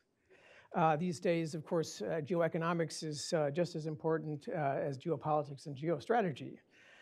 Now, most European economies are not booming, although Central European economies are doing quite well. The government budgets are under a lot of pressure, and the prospect of tariffs looms. And some EU leaders are openly speculating about whether to bolster their economies by hedging towards China. However difficult these economic challenges are, and tariffs certainly don't help, China isn't the answer. The transatlantic economic space remains the most dynamic and most important market globally, as well as the most dynamic and most promising. It is really difficult to imagine a more authoritative panel to help us make sense of these issues, including 3 Romanians, although somebody who carries both passports, Dr. Dragu, and of course we'll leave some time afterwards for discussion and questions and answers. So please have your questions ready. So let's dive in. I'll lead off with sort of a broad general question to each panelist, the same question to each panelist in no particular order. And you're all here for the Bank Fund meetings. And so what messages are you bringing to Washington for your interlocutors here, for the USG, for the financial community, for the United States as such? If you could all maybe just sort of give us those messages and in no more than 5 minutes, please. Maybe start with ladies first. Dr. Dragu, who also happens to have been the first female president of the Romanian Senate. So in addition to all of her other achievements, including now as Governor General of the Bank of Moldova. Well, Dr. Ryder. Thank you, and I'm very honored to be here with you today. And well, annual spring meetings in Washington, World Bank and IMF spring meetings. Of course, we from Moldova, we come with the message that we continue our reform programs and our efforts to get to the European Union. Mm-hmm. We started the negotiations for the EU. We are in full process. My colleagues are always in Brussels. It is not a single day when somebody from the Central Bank of Moldova or from the government is not in Brussels. So we have intense discussions, and we have we are in this process of bilateral screening on several topics, and the National Bank of Moldova is involved in this process heavily. So our main message is that Moldova continues its path for EU accession and for consolidating democracy. And from our point of view, being a member of the EU is the only chance for prosperity for our citizens and for consolidating institutions. And that is it. That's your message. Yeah, that's our message, and nothing else. That's an important message. It's a very important message. It's very strong. I think it covers everything, and also we can get into details on how we implement these reforms and how many areas we tackle. Moldova got a large financing program from the European Union. It's 1.9 billion euros. It's over 10% of GDP, and this is a program similar to this recovery and resilience mechanism for EU member states. So it's a combination of reforms and investments. And yes, we do have lots of work to do. You're under a lot of pressure. Yes, we are. Yes. You cannot see, but yes, we are. Yeah. Yes. Okay. So, Minister Ivan, your message which may differ slightly from your other Romanian minister colleague, who has a different portfolio. But what is your message? I don't want your portfolio, definitely. Nobody wants it right now. What did you come here with? Your messages to your interlocutors, to the USG, to whoever is listening, and following what's happening in Romania. First of all, thank you very much for the invitation, and I say hello to all our distinguished guests. I want to bring a little bit context of my portfolio in that moment in Ministry of Economy, Digitization, Entrepreneurship and Tourism. We are managing the entire defense industry of Romania. We are managing the entire mining industry of Romania with our companies, non-energetic mining with raw materials, and it's a very important portfolio. And third topic, we invest more than 6 billion in Romanian digital transformation of the private sector and digital transformation of the government. And third one, tourism. It's important for us and it's important for our branding. And getting back in our very important targets with US. In that moment, US, we are a member of European Union. We see the large and the big picture of that in context. But we are one of the greatest friends of US, and definitely Romania are the greatest friends of US in Central and Eastern Europe. That's certain. We have the security umbrella of US. We have more than 7 billion euros by year economic exchanges with US. And in digital side, more than 65% of our procurements in the last 2 years, I was the Minister of Research and Digitization, are with US technology. The last example is the governmental cloud, which are making with US technology from Microsoft. And it's important for us to make our straight economic roadmap with US in Romania to choose very wisely the way we are reshaping the entire Central and Eastern Europe region using US technology, keeping in the same time our goals as EU member state, but we couldn't forget our very good cooperation and our very good common interest with US. So reforming Romania in the last 10, 20 years was based a lot about US principles and freedom and the principles of economic development. In that new context of very business-oriented policies, definitely want to work straight, concrete with our partners from US government, from US private funds, from US think tank, to make the things happen. Not only to debate, but to keep our values in top priorities, but develop a lot in economic side. And we have a proposal more than 10 billion euros for the next year to work together with US private companies and US strategic partners.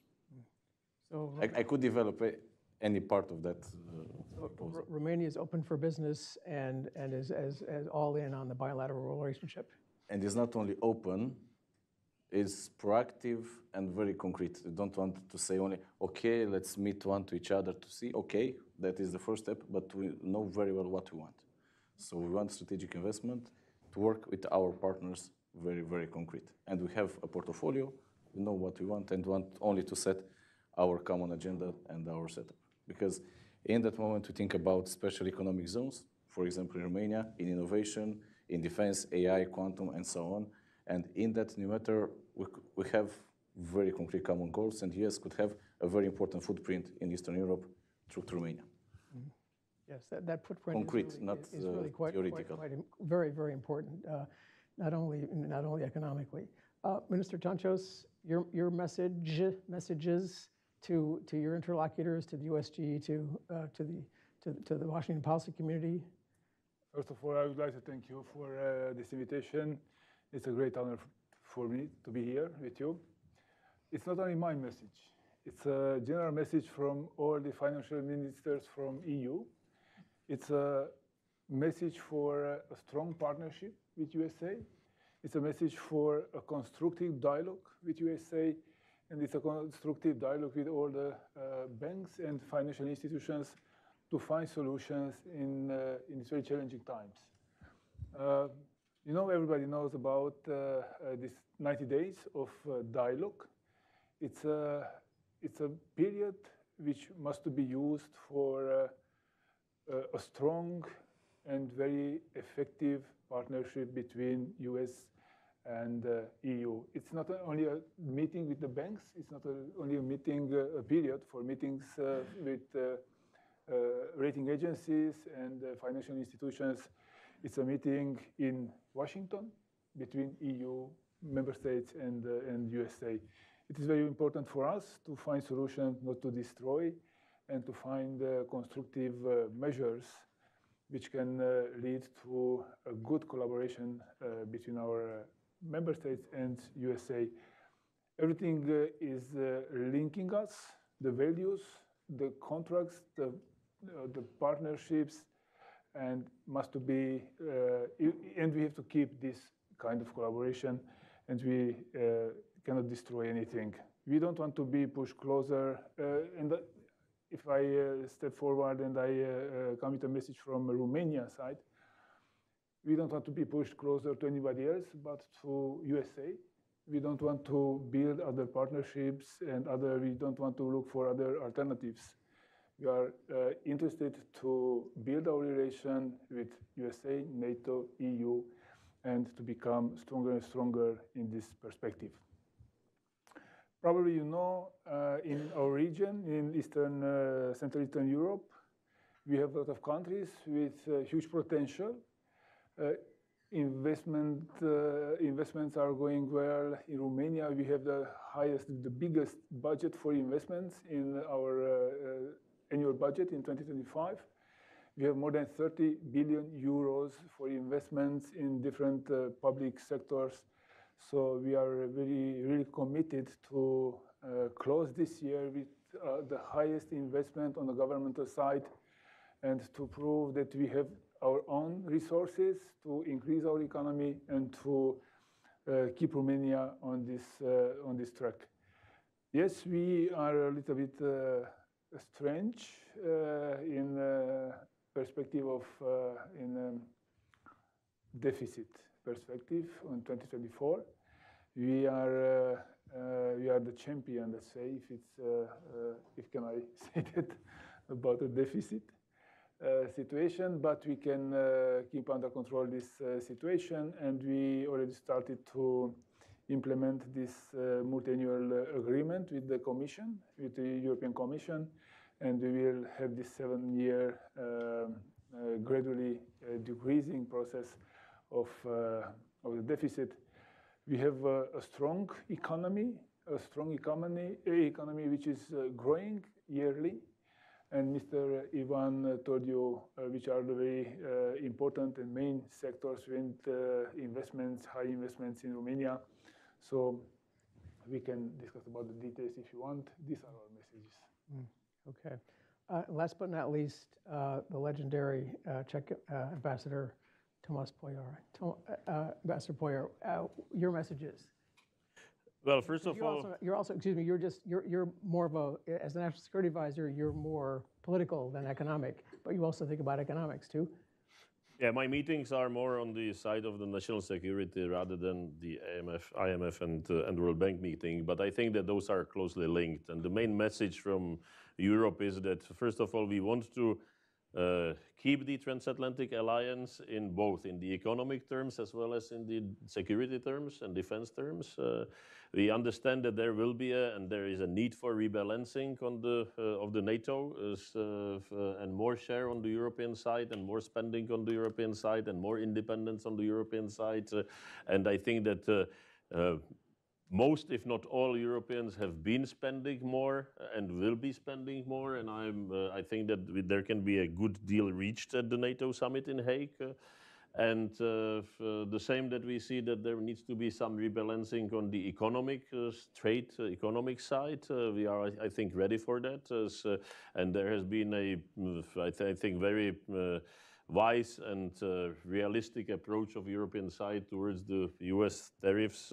And we are ready for negotiations and for discussions. Then for any discussion, there must be two sides. But we think that it's possible and it's achievable, and we should, that it's in our mutual interest to work together because there is no better alternative. At the same time, I think we all understand that, yes, the times are changing and there is a recalibration time for both, for the security and for the economic eyes, and everyone is ready for that, and it has basically already started, so it's nothing new.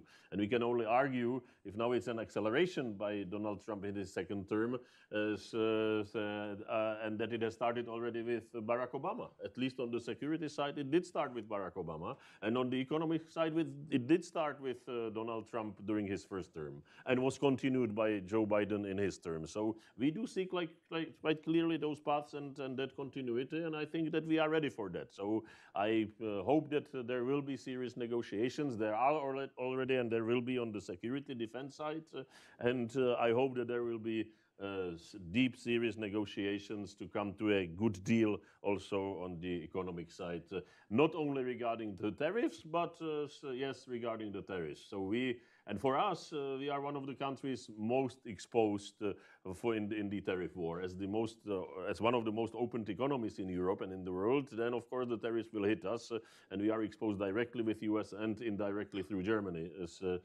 So it's us and Slovaks and Hungarians and Germans which are going to be hit the most. But at the same time, we will manage. Okay, so it's our budget deficits are low. Our debt is low, so especially compared to US and to some countries. So we will manage, and the easier it will be for us, the best for the long-term relationship. I'm struck by the sort of the what? Let's do it. Let's do it. Yeah. Okay. So you need more than one to tango. Okay. Yeah. I'm struck by the sort of the upbeat messages. I mean, because you listen to the chatter and the media commentary, and it's much darker. It's much more sort of ominous, and some of the commentary is really just very, very different. And you, however, ministers, policymakers, very senior government officials are coming with a very different message. That's something we should be listening to here and taking note of.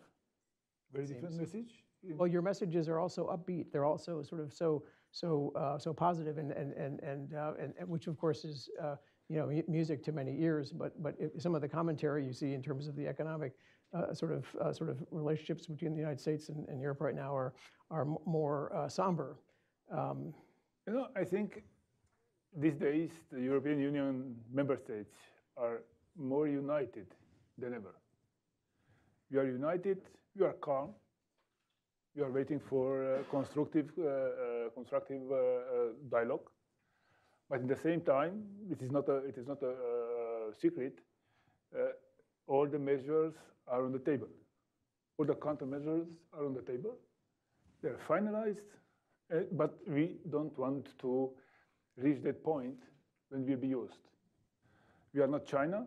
We don't want to play a ping pong with anybody. We are calm. We are discussing with the partners. We are trying to find solutions. But we need, as you said, for a tango, there's a partner. We need a partner. And we are happy that the Chinese are now playing the ping pong, so we can watch, okay? So I know the two Romanian ministers have to leave a little earlier than the end of the panel because you have to go over to a bank or the fund or both or whatever. But in any case, so maybe I can just kind of drill down a little bit more on the Romanian, the two Romanian ministers. So, Minister Tancho, so since you were just so you have the next round of, or the first round of presidential elections are going to take place in Romania on May 4th. In less than 2 weeks. Which first and which second? Because we had two first and two second. Yeah, and so you strange situation. Yeah, you may not want to go into detail on this because for obvious reasons, but but the election is getting a lot of attention here in the United States and elsewhere. And I mean, and now the Romanian constitution doesn't really go into the question of economics. It doesn't envisage much of an economic role for the president. And so the outcome may not matter from an economic or financial standpoint. But are there economic or financial implications of any of the different outcomes that we might wish to be aware of? Because I mean, this election is being treated by some as a massively important election, more so than usual. And so from an economic standpoint, the president has more of a kind of a national security role or a political role, but on the economic side, anything we should be aware of or focusing on? As I said, all states need a stable government, a stable coalition, a stable parliamentary system to be governed. And this is what was questioned in December when the elections were canceled. And after this decision of the Constitutional Court, we had this negative outlook for a rating agency because of the political risk of the destabilization of the country. There is no political risk. We have a stable parliament. We have a stable parliamentary majority.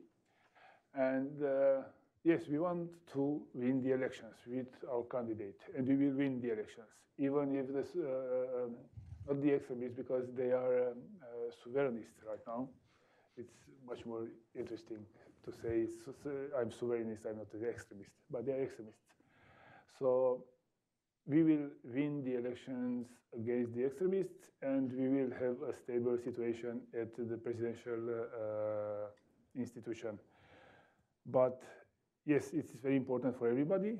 It's a very important message to all the investors, to rating agencies, for banks, for everybody, because we have to stabilize the situation in Romania. We will have the first tour on 4th of May in a few days, and on 18th of May, the second one.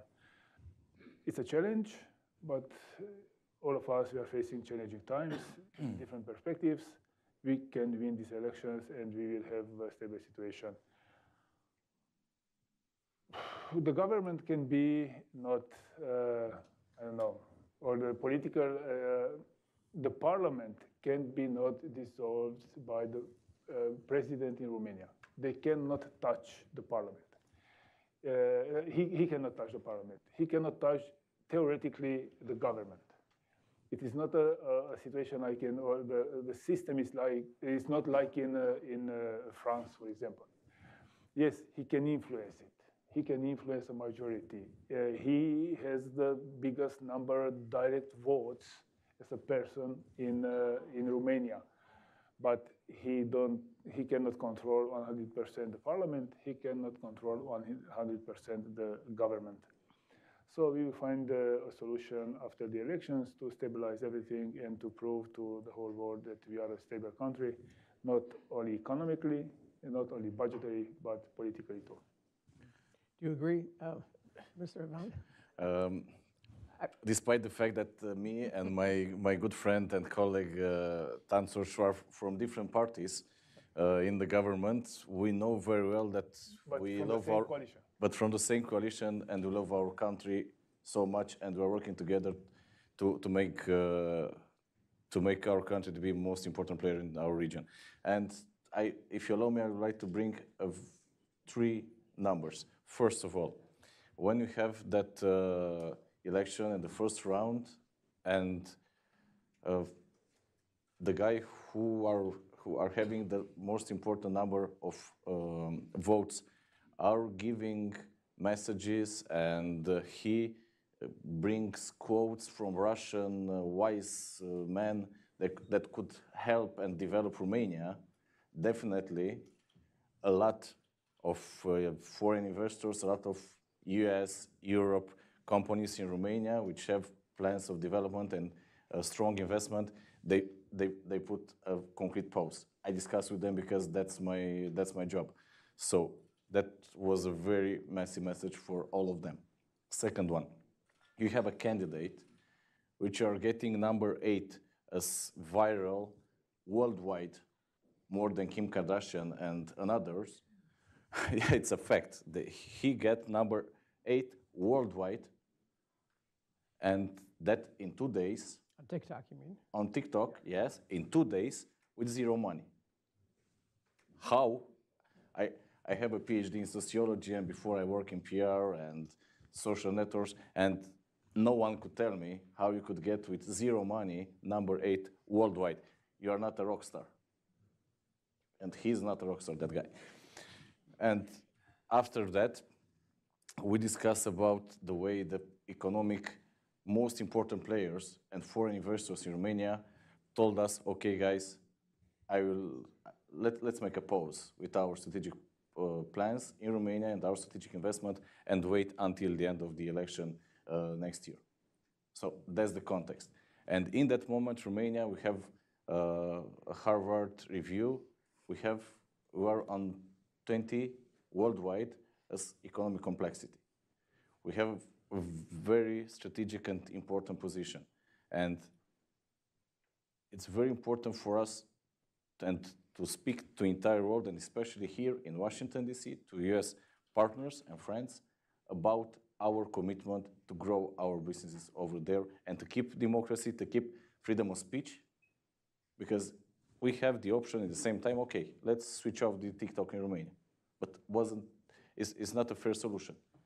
And we found technical ways to protect and to keep the freedom of speech at Romanian level, and in the same time, to give assurance that we'll have very concrete and very transparent election now in May for all the competitors, but without interference of any other country inside of our election. I don't want to speak about the name of the country, but we are a sovereign country and want to elect transparent our president. And that's the message. And as my colleagues say before, in the parliament, we have election after 1 week after the first round of presidential election. And we are the most important parties, the S&D party, which I'm part of it. This is the same party with the prime minister. We have the Liberal Party, the right wing. We have the national Magyar majority with my colleague Táncos. I'm coming from a Hungarian minority union. Right. Yes. Yes. And we have the USR, still pro-European and pro-Atlantic party. And in that moment, we have more than 60%, 64, 65% in Romanian parliament, which are getting the government. So for before 2028, at least, we have a strong majority in the parliament, a strong government. Yes, of course, they make a lot of noise, that guys, on social network. But what is important, want to give that message of very concrete country and solid country with solid election. We have that hybrid attack against us. We have 1 and 2 months before in Republic of Moldova, the same involvement of another neighbors. Mm-hmm. And in that moment, we are committed to give that message of very concrete and solid partnership with our friends. So it's about money in the end, in the economic and strategic and common project. But your point about how even at the election of a president, which doesn't have theoretically much, sort of to do with economics, does impact investors' decisions, as it did in the case after the November elections, and that's. Yep. The second day after election, I was called at least by 40, one of the most important foreign investors and business people from Romania. And they asked me, okay, Bogdan, what we will do with that? Because it's a messy situation. We have problems with our investors. We have problems because we have that guy on the first round. I don't know, because it's not in my charge to deal with that. It's not, and to be very crystal clear, the Constitutional Court is the supreme judicial body of Romania, decided to cancel that election. Not the government, not any other institutional body of Romania. The judges from that court. So, to be very clear, that message. Well, the good people of Romania will decide soon, and we'll watch. We are really waiting for it. Anyway, so Dr. Dragu, so you've been fighting Moldova, and you personally have been fighting really hard to stay on the European Western path against relentless pressure from the Kremlin. It's been using most elements of its playbook to weaken your economy, to undermine your sovereignty, to undermine the people of Moldova's confidence in a Western future. And your government has pushed back hard. There were two sort of successful cases last year, the presidential elections as well as the EU membership referendum, but it's a constant struggle. What are you and the central bank doing to strengthen Moldova's economic resilience against this relentless onslaught, and to improve the financial sector and to bolster your country's appeal to foreign investors? First of all, we stick to our primary objective, meaning maintaining price stability. We contribute to a safe, stable, and predictable macroeconomic context. And with such a macro context, we are able to be more appealing to investors. And I'm talking about foreign investors, but also domestic investors. We had recently a new energy crisis that resulted in a shock on prices and a spike of inflation. But we took decisive and immediate measures. We increased policy rate twice within 1 month. And I'm happy to see that inflation now tends to go down and to go back in the corridor, in the inflation targeting corridor. So we do contribute to macroeconomic stability and predictability. Then we are very diligent regulator and supervisors. We are supervisors for banking sector, for non-bank financial institutions, and for insurance sector. And on the banking sector, I can say that the banks are solid. We have 93% of equity coming from the EU member states. And we did lots of reforms in order to strengthen governance at the level of the banking sector as well as in the central bank. We are in cooperation with the European Banking Authority, and this year they're going to finalize a report, an evaluation on legislative equivalence. So by the end of 2025, we'll have a sort of a stamp from European Banking Authority saying that yes, legislation in Moldova is in line with EU legislation in the banking sector. We run also this year in 2025 an assessment of the financial sector with the IMF and the World Bank, the Financial Sector Assessment Program. It's a very difficult exercise, takes lots of resources, but it's very necessary because we want also to show that our banking and financial sector is solid. We are taking care of our investors and citizens, and we look at costs for doing business. Meaning, for example, we introduced last year instant payment and has a great success. In the EU, becomes mandatory as of next year. And also we succeeded to become a member of the European single payment area in euro, SEPA. It means that fees for making transactions with EU member states in euro are decreasing from 20, 30, 50 euros per transaction, even 200 for larger amounts, to 1, 2, 3 euros. So we made a very simple calculation, and the savings for domestic investors and individuals would be like 20 million euros from the first year. So we are contributing to have this, to increase confidence of our investors, but also to make business easier for them.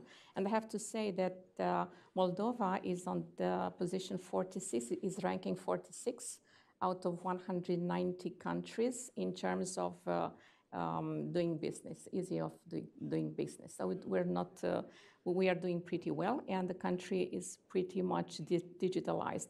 Around 65% of all documents needed for business are digitalized, and we plan to go up to 100. And this is a common effort of the government, but also of the central bank, because we are also pushing banks to have this very digital approach in their relationship with clients, while being extremely careful on AML-CFT policies. So we do contribute to a safe business environment and attracting investors. May I ask you, since I've got you here, can you share any vignettes or any any insight into how Russia is trying to destabilize your economy? Well, that's we saw this buying votes that happened. Okay.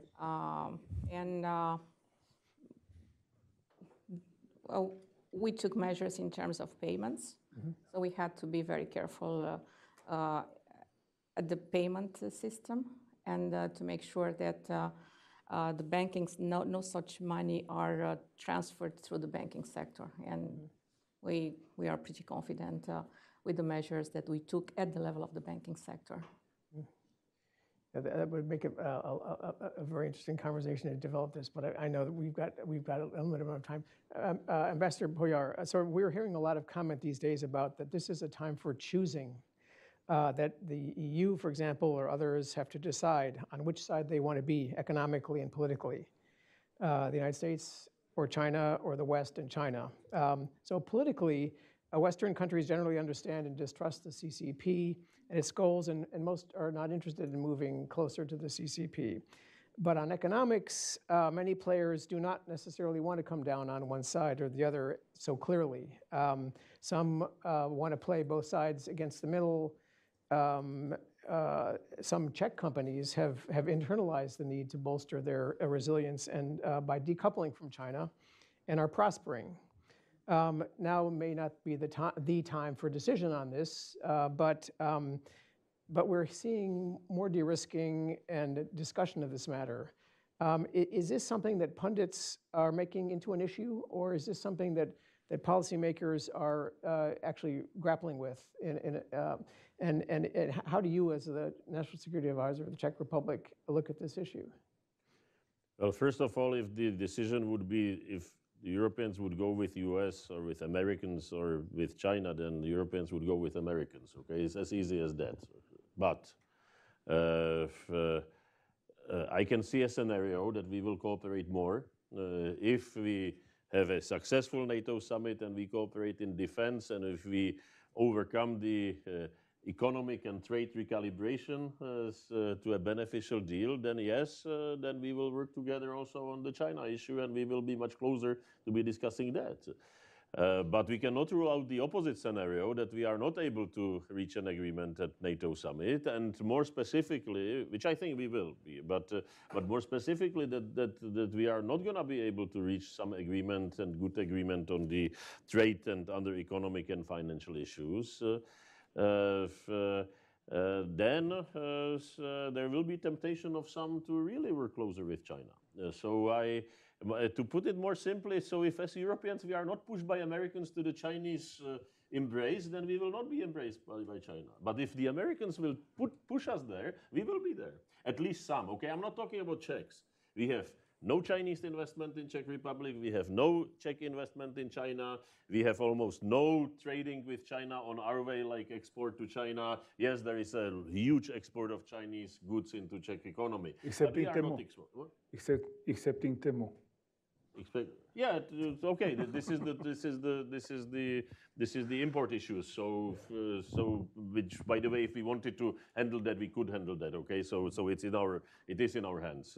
I mean, in our Czech hands and in our European hands. So that's possible to deal with. But to put it simply, if the Americans will fail us on Russia, then don't expect that we will not fail you on China. Okay, it's as simple as that.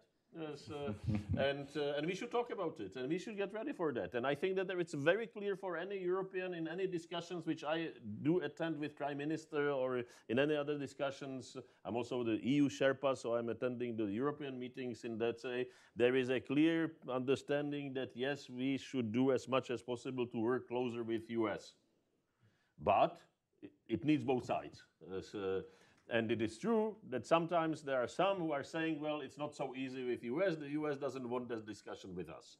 So let's see. I think we should have patience. We should wait. We should be strategic in that sense. And it could be fine. And we have to try to have it fine. But the decision is not only on our side. I think that if you look into the world stage, and it looks like this old Soviet joke, okay? But it's not a joke, that the Chinese and Japanese and Korean ministers meet together in order to coordinate how to cope with US. So it's from the other side of the globe. Mm-hmm. But yes, I can see also the scenario, which I don't think it's likely, but it's possible, that some Europeans at least will be pushed into the same situation. Mm-hmm. And then it can be judged if it's more of their fault or some other's fault. But it needs really understanding on both sides that the good option for both sides of the Atlantic is to recalibrate. Okay, fine. So the relationship, but in a positive way. Mm-hmm. Minister Tantas, you have to leave pretty soon. Do you have time to maybe comment on this, or if you, because I know you've got to be at the World Bank, but if you've got time, just maybe to add a quick observation to that from a Romanian perspective, or you, Mr. Ivan, as well. It would be better to take some questions, very short, if you want. Well, I mean, I can comment, but if you will leave. Well, no. What we do is you would depart, and then we would continue the conversation until I think 12:30-ish. Okay. Good. No democracy, okay? No, let's keep it in order. Do it American way. Good. I can just underline that we are actually united, and we are acting as united 27 countries. And we are trying to be so calm to try to find solutions. This is our message, and I think it is possible. It is really possible we can find a way. And the first good sign came from USA with this 90 days of suspension of the taxes. On the economical side, it is not the best way to try to cut the collaboration using different tools of taxes or political tools or military tools. Yes, we have to have a common understanding and a decision to do not increase the collaboration with the Russians. Yes, it's very clear for everybody. We have to increase our partnership and to make it better with USA. But we are not alone in this room. There are some other continents and countries which have their interest, their plans and strategies, and we have to find somehow the common solution for everybody. It's the best solution for us. But for us means Europe and USA. So we are really committed to do this in this way, and we will see. We have, I agree with my colleague, we have a word in Romania, if you are not on the table, you are in the menu. So we made all our best to be on the table. Because I have all respect and friendship with our friends from Spain or Portugal, but they are not in situation to be neighbors with Russia, as we and Hungary and Poland And are. Czech Republic. And Czech Republic too. So it's about economic and it's about security.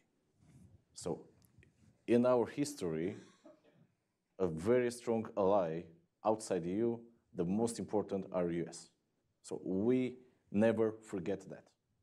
And he is concrete, and when we have a deal, we keep our deal by our side and by US side. And that's important because we have trust between us. Definitely we're a member of EU, and I'm pretty sure that we didn't must to choose between EU and US. And in that moment, I'm pretty sure that every one of us are making our discussing about our numbers and make at least 1, 2, 3 scenario, base case scenario, and after that B, C, and so on. And in that moment, our A plan is to keep growing, and that's why we are here. That's why we are here, that strong signal. I speak about my economic side. I don't want to get to portfolio of my friend in the finance side, but we are together.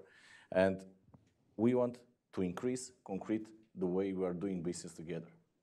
And that's the most important message in my perspective about economic, and to keep Romania and Central Eastern Europe as very important and strategic partner with US. But obviously in win-win conditions and win-win partnership.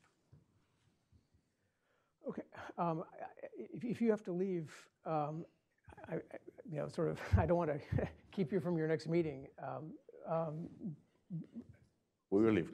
I'm not suggesting you leave, but I was told you had to leave. Yes, I told you before the meeting. Thank you very much for joining us, even for this period of time, and really appreciated your insights. Thank you very much. Thank you. Thank you very much for the invitation, and keep in contact. Okay, good. And now we can finally discuss Romania. A pleasure. Okay. Thank you. Bye-bye. Pleasure. Thank you very much, and we'll keep in touch and count on us. Yeah, very good. Thank you. Bye-bye. Okay, so right, so now we have sort of can get down to drill down even deeper. Dr. Dragu, you've had some significant macroeconomic and financial challenges in recent years, but you described sort of how you dealt with them. Sort of, especially since the problems of the 2010s. What are you doing? That can't be all you're doing, because you've got such a set of challenges there. Can you go into maybe a little bit more detail on how you're grappling with these like really tough issues? On macro side? On the macro side, yeah. Well, the issues that you deal with, the soundness of money, the balance of payments, all the economic issues that you deal with in the central bank. Okay. The combination of the war and the energy crisis. Right, because I mean you're under massive pressure. Hit us significantly, and inflation went up to 34.6%, 34. I know, not exactly. In October 2022. Therefore, central bank decided to increase policy rate to 21.5%. Of course, it made the credit activity and financial intermediation impossible. So we saw a significant decrease of lending, and in general, lending is at a low level. So that's one area I focus on, to increase lending and financial intermediation, especially to SMEs. So this happened in 2022. Then 2023 was a year where a central bank started to gradually decrease the policy rate, and we saw financial intermediation regaining, we even went down to with inflation at 3.3%. It was the lowest level last year. What happened, unfortunately, at the end of December and in beginning of January this year, we had a new energy shock, I would not say energy crisis. I would rather say the last step of energy reform. It was a significant increase of gas price by 27%, and by electricity, this was the most painful, by 75% in January this year. We, as a central bank, we reacted immediately. We increased policy rate. However, we see that the economy is keeping momentum, and the banks are continuing their lending activities. They did not pass through entirely this higher policy rates, higher interest rates to current loans. And from our conversation with banks, they are confident in the macro situation. So they see that it was a sort of a one-off, and we are going to calm down the market. The growth forecast this year looks like over 3%, which is really generous. That's the latest, 3.5% is the latest forecast from the IMF. And it's really generous in the current context. I think it was a little bit reduced downward recently because of uncertainties at the global level. But still, we are in the positive area with economic growth. There are some risks to this macro forecast. One risk is agriculture, and the country and the structure of GDP relies a lot on agriculture. So we are dependent on weather, and therefore we saw some, last year was a bad agriculture year, which affected our economic growth, and of course added something on prices and inflation. For this year, okay, we're looking at agriculture. We hope to have a better year. But how we deal in terms of the banking sector, we pay attention to loans to agriculture. So we don't want this to be a problem, to have NPLs there. And the government has taken a number of measures in order to support the agriculture sector. Even in this new package I was talking earlier in the growth plan with the EU, there is a significant component to support agriculture there. So we want to make sure that the banking sector is supporting this very important sector, agriculture, but stays safe. And I think we are okay so far. Well, from macro point of view, I'm not really concerned. We are going on the right direction, and I see improving competitiveness of the country. As I said, in general, that's a small country, but with a very high level of digitalization. And doing business in Moldova is really easy. And encouraging news. One last question for Ambassador Poyar, and then we can go to discussion, questions and answers. So people sometimes say that if Germany sneezes, the Czech Republic gets a cold, given some of the linkages between your countries. Germany's economy its growth has now been downgraded to basically zero for this year. It was in recession the last couple of years, so your economy is sort of probably hasn't benefited from that.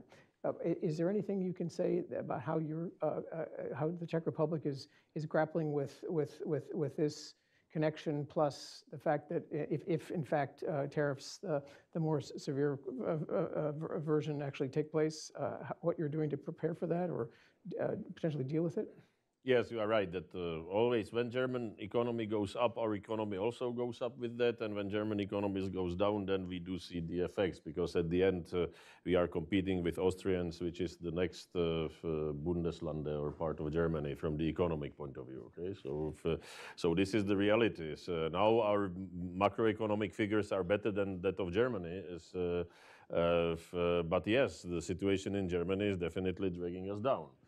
But in order to be optimistic, then You have pushed Germany into more defense spending and more infrastructural spending, so as Americans. So there will be billions of euros spent inside Germany on defense and on infrastructure. And in the new German coalition agreement, there is a necessity to build more linkages with Poland and Czech Republic. Finally, the Germans realized that the longest border they have is with us. Okay, so it's the realization that we are really very important for Berlin. Finally, Bavaria and Saxony are not in the opposition of government, but they are part of the government, which is great for us. So with this spending, I think it can partly offset the problems and the troubles of the tariff war across the Atlantic and globally. So if it will be more softer landing, or it will be the better situation. Then hopefully the new German government will realize, and they do realize, and they will do something. The question is like how fast and how effectively, that in order to keep up the European economy or to beef up European economy, we must deregulate and we must be more competitive, but it doesn't go without reassessment of at least parts of the Green Deal. And I think that there is more understanding now in Germany than parts of the Green Deal, and the regulation coming from the Green Deal has to be reevaluated, and it will be beneficial to the economy, because without this discussion about Green Deal, the competitiveness of the economy will not, of the European economy, German economy, will not be on the table. So it's hard discussions, it will take time. But we are hopeful that the new German government will see it this way and will see it more closer than our position has been for years. And I think it will be the case. The question is how far it will go and how fast it will be. But as Germans have shifted completely, I would say, on the migration issue over the 10 years and moved to our positions, then I hope that they will soon move to our positions also on the Green Deal issues, and that our two economies, which are very much linked and very much the most industrialized economy still in Europe, that we will stop jointly this deindustrialization of Europe, and we will keep the European industry competitive, which will be good for our economy. So looking at the glass rather half full than half empty, I see potential in this crisis, and I have lived enough part of my life in Israel, so where they really more than 7 years altogether, and they have really taught me that let's see every crisis as an opportunity, and this crisis have a lot of opportunities. So yes, we will be less dependent on the automotive industry. Fine, that's life. So we will have more and better defense industry and more competitive, and maybe the Czech defense companies will buy more American companies in the future as they have done in the past. So we will see some investment here. It's not for Lockheed Martin to be bought now, but some others are on the list. So we are fine. On that note, why don't we sort of end the conversation part and then turn it over to you, the participants, for any comments or questions you may have. I think, Dan, you have a microphone. So, ma'am.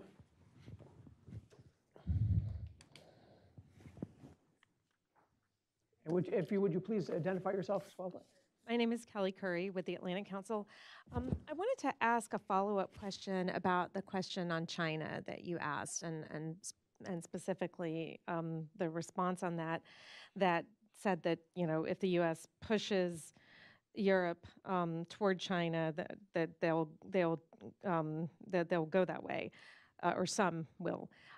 Does Europe not see China's support for Russia and its war on Ukraine, which is instrumental, and otherwise Russia would not be able to maintain the tempo, scale of its attack on Ukraine without that support, up to and including the recent detention of Chinese soldiers by Ukrainian forces, as Europe's problem as well? I guess I'm troubled by this implication that China is America's problem and not Europe's from a security point of view. Thanks. I think that Europe is quite aware of what the Chinese are doing regarding support of Russia and cooperation with Russia and regarding Ukraine. I think Europe is quite aware of the European countries, or at least those wise European countries, that what the Chinese are doing now and what they could be doing more, or what they could be doing less. And I think that there is this discussion with Chinese, which is going on in this dimension. For us, yes, Ukraine is the largest war on the European continent since the Second World War. And for me, being born under the Soviet occupation, yes, if President Putin says that he wants to go beyond 1997, meaning that he wants to go back to the years of the Cold War. It's interesting, the only thing what Putin and what the Kremlin regime has accepted, it's reminding us, and it should be reminding us to the Ribbentrop-Molotov Pact, that the only thing they have accepted is the unification of Germany and East Germany being part of NATO, okay? The rest should not be part of NATO in their view. So this is the preoccupation, and we are seeing what the Chinese are doing, and we are, I think, telling the Chinese that we are watching that very closely, and that, and we are seeing, by the way, we are telling it to everyone, and we should be telling to everyone that this is a potentially existential threat for us, and we do see who is helping those who are participating in this existential threat. But at the same time, with some messages from US, there is certain confusion that Russia is not such a threat, and for us it is a threat. So I think that the dialogue about the recalibration of NATO and the pivot to Asia and more defense spending and more Europeans taking care of our own security, it's a discussion which is taking place. It's a fair discussion that it must be there and we must do more spending. But this recalibration should not be that we take care of Europe only and we take care of Europe only from tomorrow, regardless of the Russian threat. And US is going to concentrate on China only purely, and it will leave us to the Russian threat. Because if that would be the case, and I don't think it will be the case, I think we will find a solution, and we will succeed in this recalibration. But if that would be the scenario, then by the way, as Europeans, by definition, we would not have any power, anything to go with US, because we would be fully, totally preoccupied by our situation. Many would feel betrayed. And those who would feel seriously betrayed, then they would let it be seen also in Washington. So, and to the Americans. So I think that we should be aware of that, and we should be aware of those, that there is a chance to make this recalibration deal. But if we don't try to make it from both sides, then it may fail. And the failure would be seen also in our ability and in European ability and in the ability of European countries and European countries to help on the US regarding China. And I don't mean militarily, but technologically, trade-wise, investment-wise, etc. So let's not break all the bonds and let's recalibrate and let's keep that in mind. And again, in this sense, I think that we will find the deal and it can be done. And there will be some rebalancing acts. And in the historical books, we will look back. And I think for Europe, the turning point between different periods is going to be the Russian attack on Kiev. In some other aspects, it can be now the trade issues and trade wars from the perspective of some other countries or from the global perspective. Let's see how it's settled. But definitely the period which we have started in 1989 with the fall of the Berlin Wall and with all our revolutions, it has ended. And now we are entering, and the question mark is if we have entered that already 3 years ago or if we are entering it now and how it's going to be remembered in the future, that we are entering a different period, which again, let's look at it as an opportunity, because it's also true, and let's admit it, the past period it was impossible to sustain, and the making of this new period coming, it was already for some time, as I already mentioned. It was Barack Obama talking about pivot to Asia. It was Robert Gates talking in Munich Security Conference about unsustainability of European non-spending for defense. It was not J.D. Vance last year.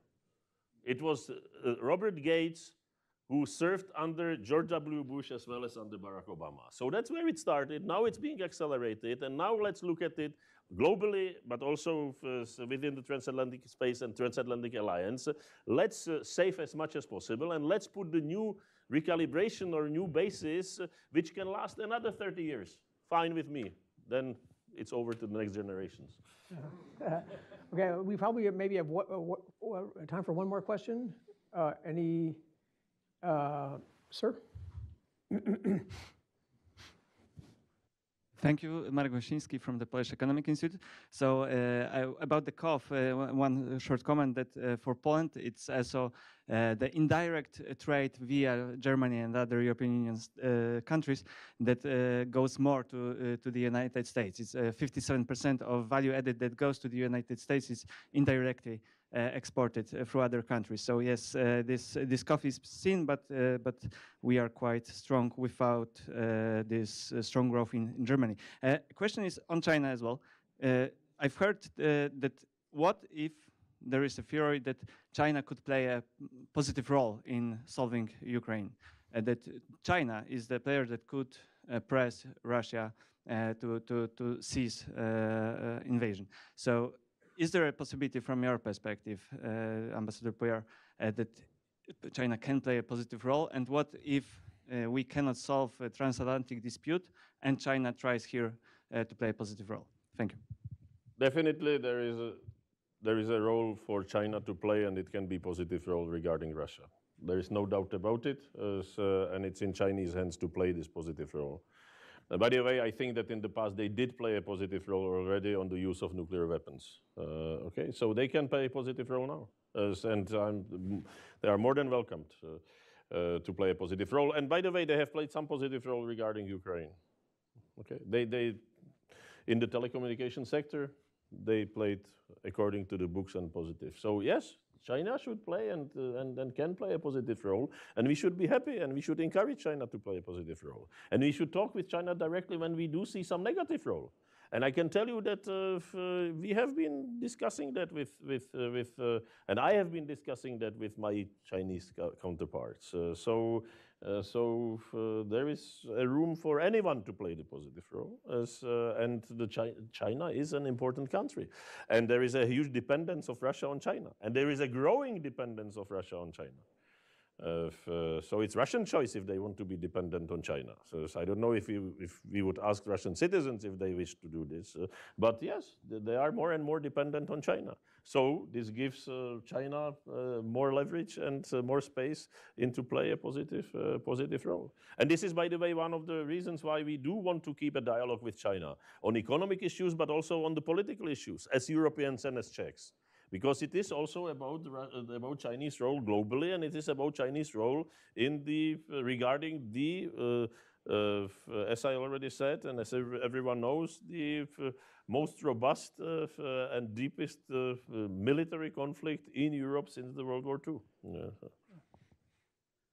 Okay, so on that note, it's 12:30, so I think we probably have to call it for now. Thank you so much, Dr. Dragu, Ambassador Puyer. A round of applause, please, for our esteemed panel. Thank you for the invitation. We'll feature three guests. First, my close colleague and friend, Peter Rao, who's the director of our Center on Europe and Eurasia, who you met a little earlier today. Where's the applause?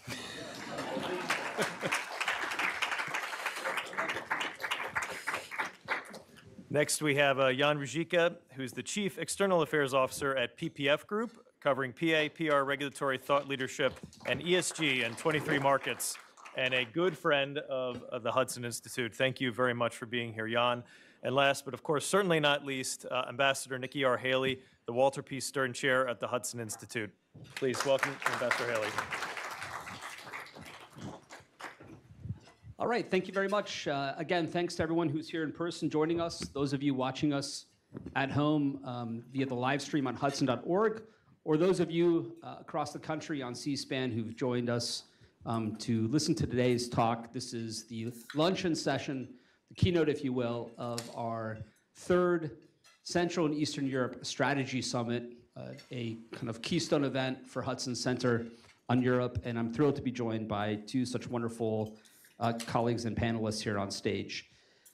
It's hard to begin anywhere but the current economic situation, given that this is World Bank IMF spring week, and therefore this does have a geoeconomics hue to it. And of course, the central geoeconomic question being asked is about the president's trade agenda, and in particular the imposition of tariffs. So I thought I'd go to you first, Ambassador Haley, and ask you, What do you think the administration's goals are on the tariffs? And what do you think, if you can put on your clairvoyant hat, is going to be the end result of the tariff policy? I think this is something that President Trump talked about for a while. It's the imbalance. And I think what they're trying to do is change the entire global trade order to where we don't have such high surpluses, we don't have such big deficits, but we actually have a balance there. And so the thought process is, if you can go and start working with these tariffs, you bring down those surpluses, you bring up those deficits, and if you do that on a rolling 3 or 4 year term, then slowly you find some global order. The issue is, this is something where even to put up infrastructure can take up to 5 years. To reskill workers can take up to 18 months to 2 years.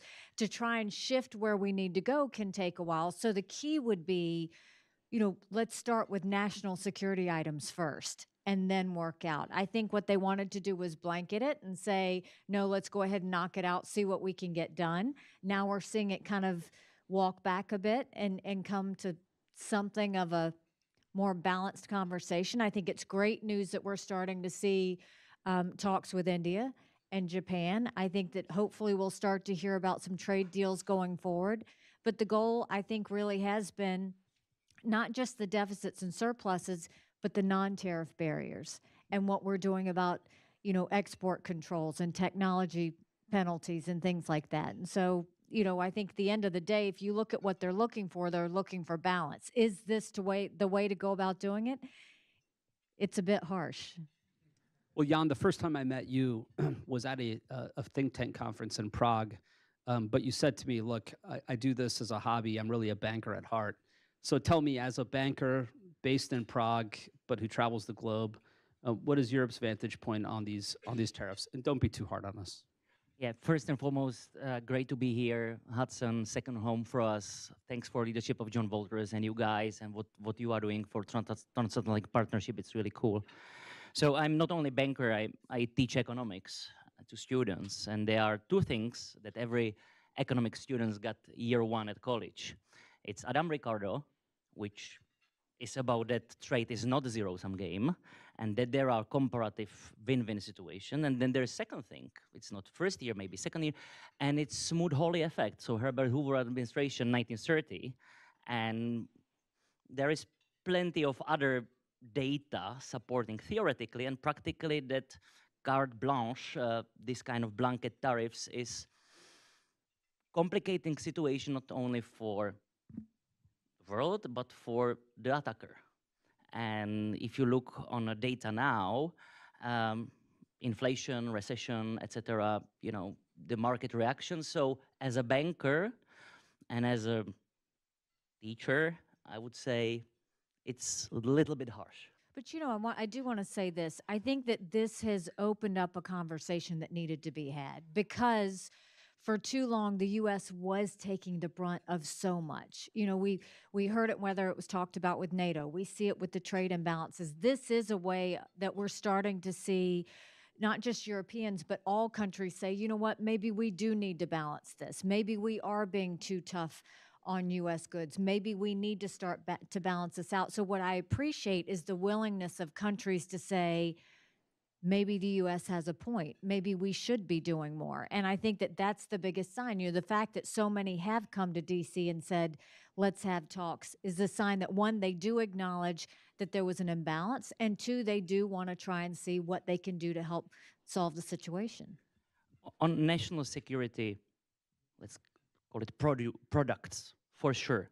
We see it during the COVID. It's not only about semiconductors, or if we talk about renewable energy, so 96% dependency in solar and wind on China, for sure.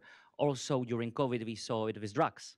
There are only 2 places in the world that manufacture a huge majority of over-the-counters. Hyderabad in India and Guangdong province, China. And a little bit Tel Aviv. They're smart. So for sure. But then, I would say normal products, including maybe cars, where, if I'm not mistaken, the largest exporter of cars in the United States is BMW. So I think that to open a conversation about national security kind of trade part, for sure. We need to do our part as Europeans as well. I think to be more self-reliant, this is absolute must.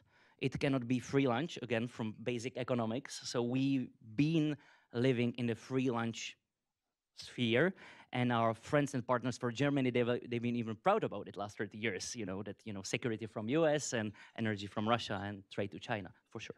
I saw a smile cross Ambassador Haley's lips when BMW was mentioned, so let's go to Spartanburg. Most of the world knows you as UN ambassador because that's what drove a lot of your international travel. But before that, you were, of course, governor of South Carolina, and you dealt a lot with European business and investment. How do you view, as a former governor, European investment and trade with your home state or the U.S. writ large? South Carolina was #1 in foreign direct investment when I was governor. And I will say that, 65% of our foreign direct investment in this country is from Europeans. So there is a big partnership that we have there. And, we do in South Carolina build more BMWs than any place in the world. We're very proud of that. And I think that what Americans also need to remember is in this talk of balance, when BMW came to South Carolina, that was thousands of jobs. And when they brought thousands of jobs, they also brought suppliers around that created even more jobs. And because of that, during my term, we were able to bring in Volvo. We were able to bring in Mercedes-Benz. So we have really benefited from the first move of BMW. But South Carolina is a completely different state because of that investment. And I think that's why we need to separate what's happening with trade, one, on a national security level, that yes, during COVID, we don't want to get our pharmaceuticals from China. We want to make sure we're getting it from allies like India and others. But at the same time, when you look at an automobile, I would always say we produce more BMWs than any place in the world. President Trump would say, no, you assemble more BMWs than any place in the world. And that's going to be the problem for manufacturers is if you look at BMW, those parts go back and forth multiple times in a lot of cases. And so the cost of these automobiles is going to go way up. What we need to do is be able to stagger that in that, yes, I am all for getting as much manufacturing in the U.S. as we can, but it's not going to happen in 30 days, and it's not going to happen in 90 days. So how do we do it in a way that rewards our partners like BMW who really believed in that foreign direct investment, helps our American workers who have thousands of jobs because of it, and doesn't hurt our consumers who want to buy American-made but don't want to be punished for it? Yeah, part of the impetus behind the Central and Eastern Europe concept is that the Central and Eastern European states have had rather impressive high growth over the years. Poland is now regularly considered the European tiger. And as you were talking, Ambassador Haley, you were mentioning some of the drivers of what might cause someone to invest or not to invest based on the tariffs. Jan, since you are in the leadership position of a company that has tens of billions of dollars invested, how do you decide where to invest? And in particular, maybe focus on some of your investments in Central and Eastern Europe, since that is, the theme of this conference. I will try to connect it to, let's call it, transatlantic national security. So and it's true, we live now in different world than we lived last 30 years, happily. And we are example. As a PPF, we used to be happy child of globalization. In the same time, business in Kansas City, London, Moscow, China, and Jakarta. So we used to be very a Euro-Asian company. I lived 6 years in China and run business there. We decided already before COVID that world is becoming, we can call it deglobalized or decoupled or fragmented or multipolar. And we think that for us as a business, private conservative business, it's time to come home. We believe that it's best to do business in democracies. It's best to do mass market business. We are a mass market company, telecommunication, e-commerce, finance. To do it, there is a rule of law. Not enough is being said about China being a communist country with no equality in front of the law on a local level. Too much is Beijing, Washington, superpower, etc. But it's real. There is nationalism in Asia. So now we invest 85% of our money, Europe, US, Middle East. This is our turf. And we are very happy about it. And in case of Europe, you are absolutely right. 3 fastest growing economies of Europe, Poland, Romania, and Croatia. And all three countries were not that rich. I don't want to say poor, but 10 years ago it was different. Now, and it's not only about highways or consumables and FMCGs. It's about also national security. If you look at the Polish army, there are not enough tanks in the world that they can buy because they already buy everything here, so now they are going to Korea. Romania as a new Poland, you know, with a super large army as well, not only NATO-based, but United States. Taking care of Black Sea, working on Moldova topic. So Romanians are smiling in the audience. because we love Romanians. We are very happy investor there. So for us, we see this as a business opportunity as well. We definitely support, by the way, and yes, we can talk whether it's harsh or too pushy, but we support that United States in bipartisan manner, honestly, because previous administration was the same, telling us, hey guys, you need to spend more. And now Germany with new fiscal stimulus, it's a business opportunity. 1 trillion euro will be spent in next few years. So basically, this push is good. And if we won't overplay it in the relations between Washington and Europe, I think it's going to be fine. I'd like to go to security in a minute, but first, since you've mentioned China twice now, I think Ambassador Haley brought it up earlier as well. Ambassador Haley, do you have any thoughts about how the U.S. and Europe can coordinate on China policy? Well, it looked like that's what we were starting to do before the Russian-Ukrainian war, was the conversation had gone to China. And I think the main thing is we need to never forget that China's the one that gave us COVID and didn't tell the world about it. Never forget how much intellectual property China continues to take. Never forget how they're building up their military. Never forget the aggression that they have on Taiwan every single day, or how aggressive they're becoming with more cyber attacks, or how they're continuing to try and figure out how they can have more dominance over the world. Because while Russia changed the narrative, China's still out there waiting and watching everything that Ukraine has done and the countries that have helped Ukraine, watching everything that Russia's doing, what they're getting right and what they're getting wrong. And China's learning from that. And I think the main thing that I would hope that our European brothers and sisters remember is it was an absolute mistake to ever be that dependent on Russia. It is just as dangerous to be that dependent on China. And I was in Europe a month ago and talking to many businesses, and they still want to do business with China. And they still talk about how they need China. And what I will say is, that's fine. If you choose to do business with China, it's fine. But when Russia invaded Ukraine and the rug was pulled out completely in one day, look at what happened to business. If that happens with China, it will be 10 times the level of what we all experience. So the key we should be focused on is what national security items is Europe dependent on China for now, and what national security items is America dependent on China now. And we should be making that completely urgent. That's the first thing we're looking at, and saying, how can we all work together to make sure that we're relying on each other for those things and not relying for Russia and China? Jan, same question to you. Amen. Amen. Amen.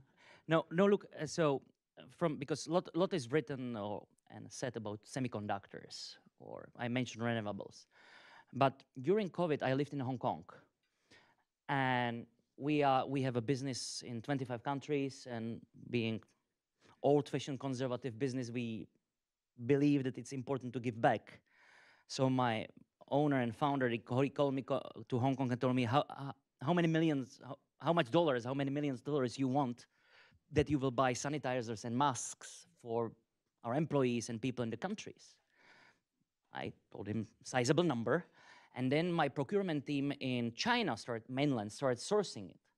And if you remember, China created a law, a regulation that masks and sanitizers and so on are a national security product. And there was a ban on export. And it was very, very complicated to get it. And then the governments had to come to China, kiss the hand, even European governments, to get basic stuff like masks and sanitizers. So when there are these bottlenecks, a lot of stuff can be weaponized, for sure. And once again, I mention drugs. So here in the US, you have Advil. In Europe, we have similar drug called ibuprofen. There is not single factory in Europe, not a single one, for ibuprofen that we are popping like candy. Don't do that, but yes. So yeah, so I think this is a serious conversation. Also, renewables the same, and now rare metals and so on. All right, well, we've just talked about China. We have to go to Russia because how can we not? And here, I'd just love to get Ambassador Haley's take on NATO writ large, the state of the alliance, what lessons it might have learned from the war in Ukraine to date as you see it and as you've been watching it. I think it was important. President Trump in the last term said that NATO needed to be pulling their weight.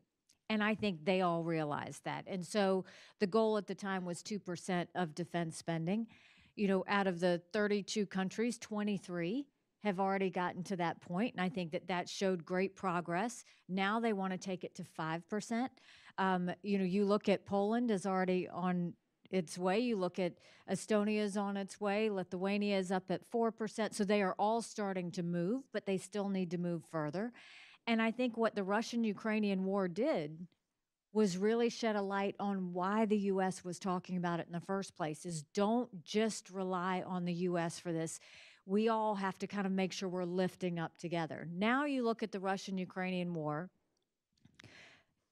I think it's hugely important that we always defend and fight for freedom-loving countries. There's not that many of us.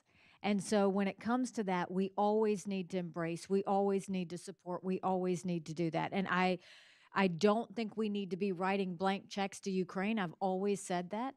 But I do think we should be supporting them with the ammunition and equipment that they need to win. They have proven to be amazing military fighters. They have proven to be a great friend and one to stand up when we needed them. I know at the United Nations, Ukraine was a great friend to us when I was ambassador. Now we're looking at a situation where Russia's trying to take advantage of the situation. They see that the U.S. wants to do a ceasefire. They want to do a deal. Russia's playing along. But what happens? They're playing along just enough to say no, right? What has Ukraine done? Ukraine's agreed for a ceasefire.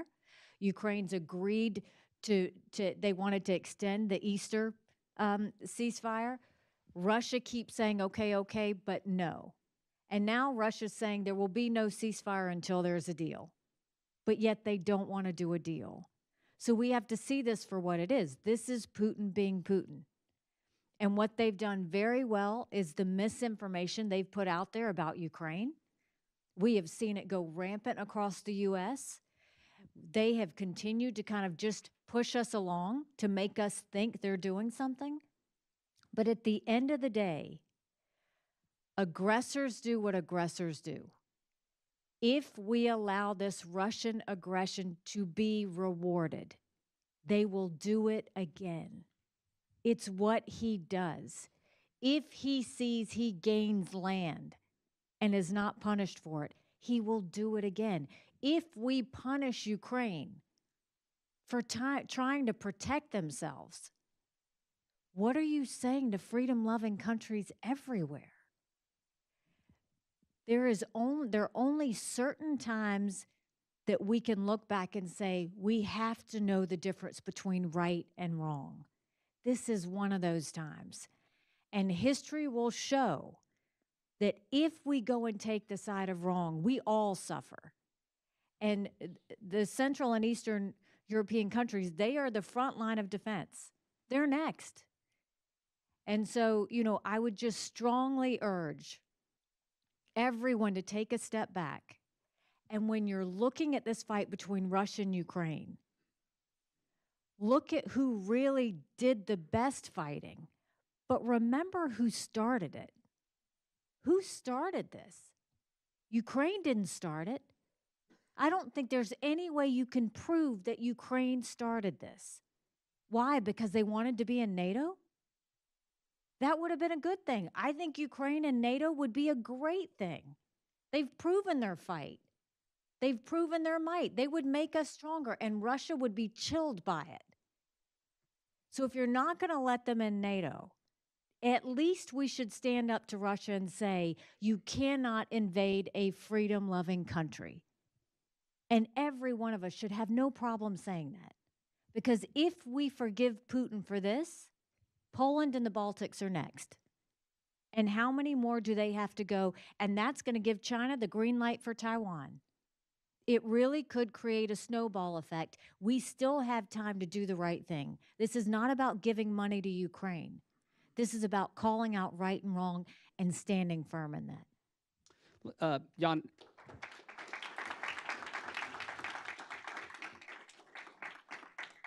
I saw you want to get in on this issue in general, but maybe I could also add to that a European flavor, which is from Prague's point of view, or maybe your point of view in Prague, how do you balance these calls for strategic autonomy with the imperative of keeping transatlantic unity?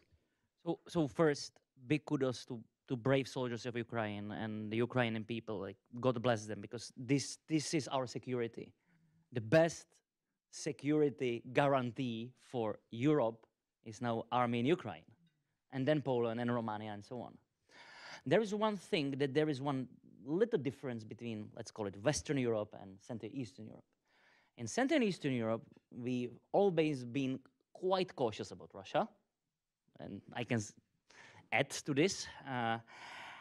And there was always big love to the United States. Our countries were created thanks to the United States. 1917, 1918, then FDR and Truman, then Ronald Reagan, then Bill Clinton and Madeleine Albright. So there is strong support to American flag and the transatlantic values in every country here. So I think we are getting a little bit earlier than our colleagues, for example, in South Europe, even though they are frequently here, leaders from South Europe. We do our 2% NATO spending already, and we will do more. We need to be more active. We need to spend more on national security. There is a topic, not only hardcore hardware, the tanks and howitzers and so on. There is topic of sourcing and procurement. We touched China on this. Russian energy. I think we already learned how to live without Russian energy last 2 years, even Germany. So I think that we shouldn't go back. We shall decouple on this. And this is the way where we can have not us, because this is the European Commission right to negotiate trade, but to talk about LNG, to talk about transatlantic support in energy. Nuclear, Czech Republic is very pro-nuclear country, like Poland and others here. So there is the way how we can help each other also in this thing. Finally, hybrid warfare. It was touched by Vice Prime Minister of Romania before. We as a PPF, we own largest TV station, TV network in Romania. Hybrid war is real. TikTok aggression is real. Disinformation is real. Attack of Russian bots, Moldova, Romania, Bulgaria, I can go on. It's very, very real. So also this kind of debate is necessary. Ma'am, you already mentioned that the CE is on the front lines geographically facing Russian aggression. Can you talk a little bit about how you see this sort of sub-region, if we can call it that, Central and Eastern Europe? Jan just mentioned hybrid warfare. I saw you nodding along. Just the way it's sort of postured and equipped and facing Russia. It's the cheapest form of warfare, and they've figured that out. I mean, look at what they've done. We saw it massively in the U.S. The European countries are feeling that the same way, whether it's disinformation, whether it's cyber attacks. It is about how do you weaken the Western countries. I mean, that's what they're trying to do. And I think Russia and China, Iran and North Korea, they're all doing it. And they're winning. They're winning at this. And until we acknowledge that what they're doing, that the hybrid warfare is real, until you acknowledge that, yes, there is something to the fact that TikTok is not balanced by algorithms of individuals. It's managed by algorithms from the Communist Party. That we have to acknowledge the truth. And so much of that, it's talked about on the side, but until we really face that, that's where they're really fighting. That's what they're doing. Yes, we're talking about, equipment and ammunition and drones and missiles. That's always going to be part of it. But really the undercurrent of what's changing the narrative of all of this is that hybrid warfare that we're talking about, that disinformation. I mean, look back when the Ukraine-Russian war first started. Everybody was with Ukraine. Everybody was amazed that in 5 days, look at what they did. They were being hailed. And then now you look at it today, and what's the narrative? It's different things about Zelensky, it's about corruption, it's about all these other things. They are all Russian talking points. Every single one of them is Russian talking points. And Putin is smiling over it. And so we do have to acknowledge that, look, let's see the truth of what this is. And I think the other side of it is, we touched on this a little bit, I think Europe still needs to say, okay, what else can we do? 18% of European countries are still getting their resources from Russia. That's too much. We can't have that. I mean, that's the thing, is I think they made, big gains when it came to oil. But when it comes to LNG, again, Poland is getting more and more LNG from the U.S. I think we're starting to see Czech Republic is now finally independent for the first time in 60 years. But we need to have the Europeans start getting their LNG from us or from friendlies, because one, that brings us closer together as allies, but it also gets us further away from the aggressor. Well, that's great. That's a positive agenda item, and maybe I'll send that question over to Jan, which is, if you got the phone call right now that the president wants to see you in the Oval Office, and you need to come up with a positive agenda en route, what are 2 or 3 things that you would recommend for positive American-European relations going forward? And I'm going to send the same question to Ambassador Well, Taylor. you might get the call before I get the call. Just let's be clear. So look, as a banker, I would be hypercritical not to understand the value of transaction and transactionalism. It's absolutely fine. So first, I would say first debate, and I got it in debates with current administration officials before we debated about, okay, we have Russia as a problem, you have China as a problem. How we can help each other, how we can be more active to support the United States in the Pacific. And this is normal. Second, okay, let's talk about defense spending. Already, with even Spain and Italy saying that they will go to 2% GDP on military spending. Now, if we calculate it, there will be $400 billion a year more money on military spending. Okay, let's talk about it, that, big chunk, because it's government contracts, unlike, retail, etc. We are not in command economies. But this can be debated, because these governments, okay, we will spend chunk of this money here with old-fashioned hardware and new companies like, software guys who are important, and drones, etc. So that's second, number 2. And third, again, strategic thing. Again, government can push it. It's energy. Because in many countries of Europe, we have either national providers of electricity or public-private, starting for France, finishing with Czech Republic. So in Czech Republic, Czech government is majority owner of major energy company. So Czech government, as a majority owner, can say, hey, it's going to be from US. So these 3 things, it's possible for the governments. And I think this is on the table, and it's absolutely fine, I think. Ma'am, same question to you. Now you are in White House. You're back at the UN. I think the main thing is domestically, I think we have to applaud President Trump on what he's done with illegal immigration. I mean, that was out of control. We see it's really been reined in. That's a big win. I think we have to applaud him for reducing the size of government. We all saw that as a problem, and we see that starting to be acknowledged, and Republicans once again are starting to understand the value of a dollar. That's a win. We're seeing energy prices go down. That was really important, in making sure that we pull back on the regulations and really start allowing those permits to flow. That's all been good. The main thing that we have to deal with, one, obviously, the economy, getting our tax cuts expanded, all that. So I think Trump should be praised for moving everything in the right direction, the way it needs to go. When it comes to foreign policy, the one thing I would want to say to President Trump is, America is strong, but the only way we're going to keep her strong is make sure you don't let Russia and China play you. That's the biggest thing, because right now they are. China is doing that in the way that they're with this tariff war.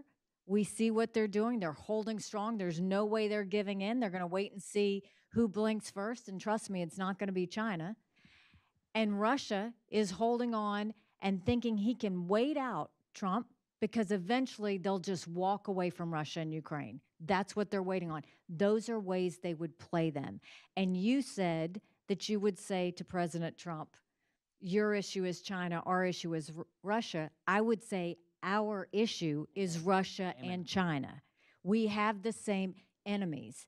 And right now, we have to bring, the key is, the best way to overcome your enemies is to strengthen your friendships. And we should be strengthening our relationships so much that it makes China and Russia shake in their boots. And we have the ability to do that. That's the main thing the president could do going forward. And America would be strong and a leader for a very long time if we did that. Jan, I've heard some reports that these tariffs have cooled the environment for some American companies operating in Europe, and there's less of an inclination to go American, for example, in the defense space. On the other hand, the president argues that tariffs are going to encourage and pull companies to invest in the U.S. to be able to leap over the tariff wall. Which of those two trends do you think is more likely to win out? Second one. So look, it's, again, to push for trade policy is absolutely fine. And if there is one thing that we as Europeans were very scared while pushing our Green Deal and super complicated ESG and thousands of papers just in our company written on disclosures, super big headache. And then your previous administration created IRA. Very, very simple law that, yes, we thought a lot, like, okay, for our manufacturing, because we also have a heavy machinery companies, we will have to go to the United States. So to push trade policy either this way or that way, it's possible if it's simple enough, stable enough, and predictable enough. Anything else, again, we are not in command economies. Czech government cannot push Czech investors to go to the United States at the end. So unpredictability is a big problem. That's one thing. Second thing, and this is, again, basic economics. So it's good, guys, for you that you are a service-driven country. It's good that you don't have agriculture, base like somewhere in Africa, or that you are not doing cheap manufacturing. From national security perspective, you need to have more, for sure. As I said, semiconductors, pharmacy, etc. But who will do the manufacturing jobs here? Just look on your unemployment rate. And you don't want to have immigration. In Europe, we need more workers. That's why we are open to, let's call it, high-quality immigration. If you don't want to do it, who will work in those factories? Yeah, so it's a very complex issue. My advice would be there is a trade as free as possible. This is good for everyone. And again, economics, who is on the top, and United States as the richest country in the world and most powerful, they are benefiting. And then national security topics, much more than today. And yes, it at the end shall be maybe subsidized by the governments if you want to have a manufacturing here of certain products that are needed. But I would be skeptical. All right, well, since you said skeptical is your last word, I can't let that be the last intervention. And I noticed on the presidential campaign trail that Ambassador Haley liked to always end on a positive, uplifting, joyous note. So I'm not even going to ask a question. I'm just going to say, on the topic of transatlantic relations, please bring us home with a positive message. Well, and I can do it very sincerely and genuinely. I mean, we are brothers and sisters that appreciate freedom. And that matters. And I think that trade brings us together closer. And I think that there will be trade deals that will happen. I think that they are already saying in D.C. that they're working on multiple trade deals. I fully expect that to happen. I think that's what we all want to see. The one thing I'll say is don't let, it hasn't even been 100 days yet. So don't let the roller coaster of what this 100 days have been define where we go. I think what we need to remember is things are going to start to settle out. And what we need to remember is who are our friends and who are our enemies. And let's make sure we keep that in check. I will always say America can never be so arrogant to think we don't need friends. After 9/11, we needed a lot of friends. And you know, to get a friend, you have to be a friend. And so the United States needs to always remember to be friends. But our European friends need to understand, too, that what we are trying to do is tough love. And tough love means, you know what, we know you can do more on national security. We know you can bring down some of those export penalties. We know that you can balance out trade a little bit. Let's all do that, because it has to be tough love and remembering at the end of the day we're united. And I think if we do that, truly, all of us will get through this stronger. I have no doubt about that. We see that with the Europeans already saying, we're going to go and support Ukraine, whether the U.S. does or not. That's an amazing move by the Europeans to say, we're going to find our strength.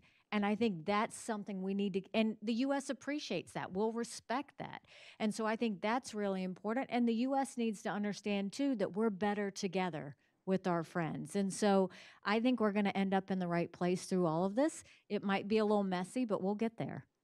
Well, thanks. And this is the penultimate session. So there's one more to come on Ukraine. But before Dan Kochis announces whatever comes next, a break, or that we roll right into the last session, please join me in thanking Ambassador Haley and Jan Ruzicka for their comments today.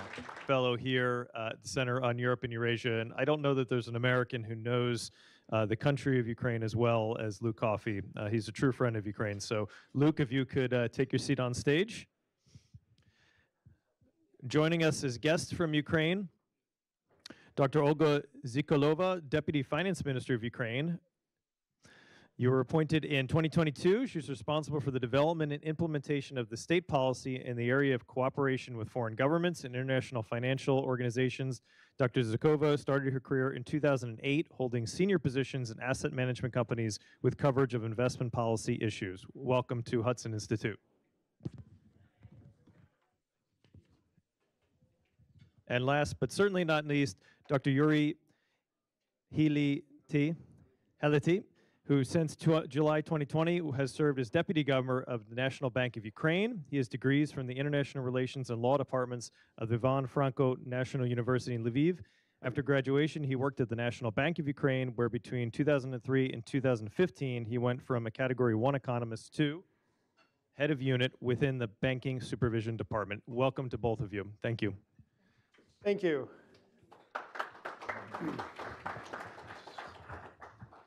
Thank you, Dan, for that introduction, and thanks to everyone who stayed after Governor Haley to hear the panel that, in my opinion, is perhaps one of the most important panel discussions of the day, because it's about Ukraine. And, you know, sometimes when we talk about why Ukraine matters to us in the United States, we talk about things like international rules-based order or helping our allies and partners defend themselves and these sort of more abstract ideas. But when you get down to it, Ukraine matters to us because Europe matters. And Europe matters for the economic reasons that you've heard here today by multiple speakers on different panels. And Ukraine is part of that European community, linked economically, and maybe someday, for certain someday, linked even closer to Europe, both institutionally and in terms of connectivity, trade, and transport. So this is why it matters, because Europe is so important to the United States, and therefore Ukraine is also important for our economic well-being. And what a prize it will be whenever there is a just and honorable peace for Ukraine to get fully integrated formally in the Euro-Atlantic community. The economic potential, in terms of economic growth, natural resources, farming, the tech sector, defense exports, there's a great prize for everyone to have here, having a safe, prosperous, and secure Ukraine. And this is what we're going to talk about a little bit today. But we're also going to talk about what it is like operating as a deputy finance minister, as a deputy governor of the National Bank during a wartime setting. So with that, I would ask each speaker to give some introductory remarks about what you're thinking about, what you're focused on, why it matters here in Washington, what you're doing here in Washington. All of that would be fantastic. So Dr. Zykova, I'll start with you first. Thank you, and thank you for having this possibility to be present today at the Hudson Institute event. I think that, as you rightly said, the topic itself is very elegantly describing where we stand now. Ukraine as the resource for the defense and economic dynamism. When we track ourselves back into February of 2022, we understand that at that point of time, we did not have a textbook sample how to deal with the inflation which surged to 26.6%. We didn't have a textbook sample what to do when you have actually the war ongoing with no clear plan with the partners how to structure the support coming to Ukraine. And the level of uncertainty which we had witnessed that time actually became our perfect storm to make unconventional measures. And I think this is the first step which allowed us to actually withstand, especially during the first months of the war and throughout of 2022. Yes, we had to turn to the monetary finance, and yes, we had to actually ask the third party, which was IMF at that time, to identify a very clear need on a monthly basis to have conversations, including in April of 2022 during spring meetings, of having $5 billion per month as a critical minimum to ask the partners to cover it.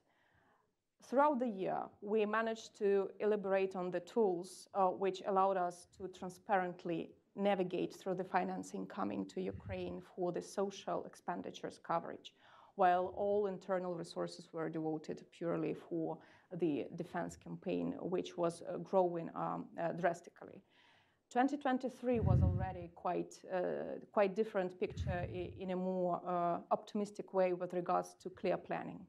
So we stepped from the short-term, almost weekly budget planning to full-fledged 3-year midterm budgeting, which allowed us even more transparency and accountability to be provided to the partners to show that we have a clear plan budget-wise. Internally, domestic homework is ongoing, while also heavily relying on the partners like IMF. And this is why we are now under the IMF-EFF arrangement with already 7 reviews being successfully completed, which also gives, a kind of the understanding how Ukraine is navigating through high demand for military expenditures while being very precise and committed on reform agenda. And I think that this is the core point here. While we are keeping the macroeconomic stability and navigating between survival and midterm vision on EU integration and midterm vision on how we proceed working with the partners, we still need to understand that in addition to macroeconomic stability, which we need to keep on daily basis, we also need to navigate through the military campaign. And those on the front line are actually needing our backup to proceed fighting. So how we entered this year? This year we entered with a fully funded budget gap, mainly through the initiative on ERA loans. And it allowed us to actually have the very clear understanding where we stand fiscal-wise. Probably my colleague will dive deeper into how we see the situation on the monetary front, but it is in a very close collaboration with the central bank that the policies allowed for this kind of the outcome that we have the budget gap fully covered. Secondly, we have a clear plan with the partners like European Union under the Ukraine facility and IMF-EFF arrangement, which I already mentioned, which gives the clarity for the 2 dimensions. The first one is reform agenda. Just to give you a simple sample, more than 300 conditionalities to be met throughout this and next year, which include quite tough issues like, for instance, anti-corruption institution capacity building, or the reform on core sectors which have not been covered before the war. And I think that we took this moment of the war as the bifurcation point of the history, when Ukraine is actually having the possibility to decisively react to the war conditions doing these kind of reforms, which historically wise were deeply enrooted as quite politically uncomfortable and unattractive, I would say. Secondly, we are keen on transparency with regards to the use of the funds and with regards to actually planning the reconstruction, no matter whether it is a short-term recovery, quick recovery, which we actually started when the war started. So we are not waiting for the magic moment to come when we need start reconstruction, but also with regards to the bigger picture. And we touch base on this even during these spring meetings, is the use of the immobilized Russian assets. While the proceeds of these assets are backing of our ERA loans, which we receive from G7, at the same time, we see the more open attitude of the core partners to actually be more precise on the discussions with regards to the use and seizure of the assets themselves. Because this is the reality. If we compare the figures for this year, 26.3% of GDP is the defense and military sector. Purely internal. Not bigger than the 2% of GDP. Yeah. Yeah. Now we talk. Exactly. And purely internal resources, including the tax and customs revenues, which already show overperformance this year, including internal borrowings and issuance of the war bonds. All these resources are mainly directed towards this big amount of the defense and military campaign needs.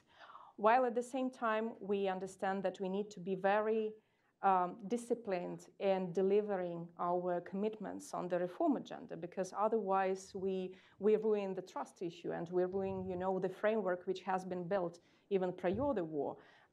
Back in 2020, we thought that COVID crisis is significant crisis for Ukraine, and our financial plight was withstanding that crisis quite good, and we entered 2024 on good foot fiscal-wise. But at the same time now, the discussions are more towards not only keeping what we achieved, but actually thinking and looking quite forward. The World Bank is working with us on economic strategies. IFC, BRD are working with us on attracting private capital equity for better plan on reconstruction. But this exercise is non-trivial, and I would say again that it's not, unfortunately or fortunately in our case, to be the experience a textbook sample.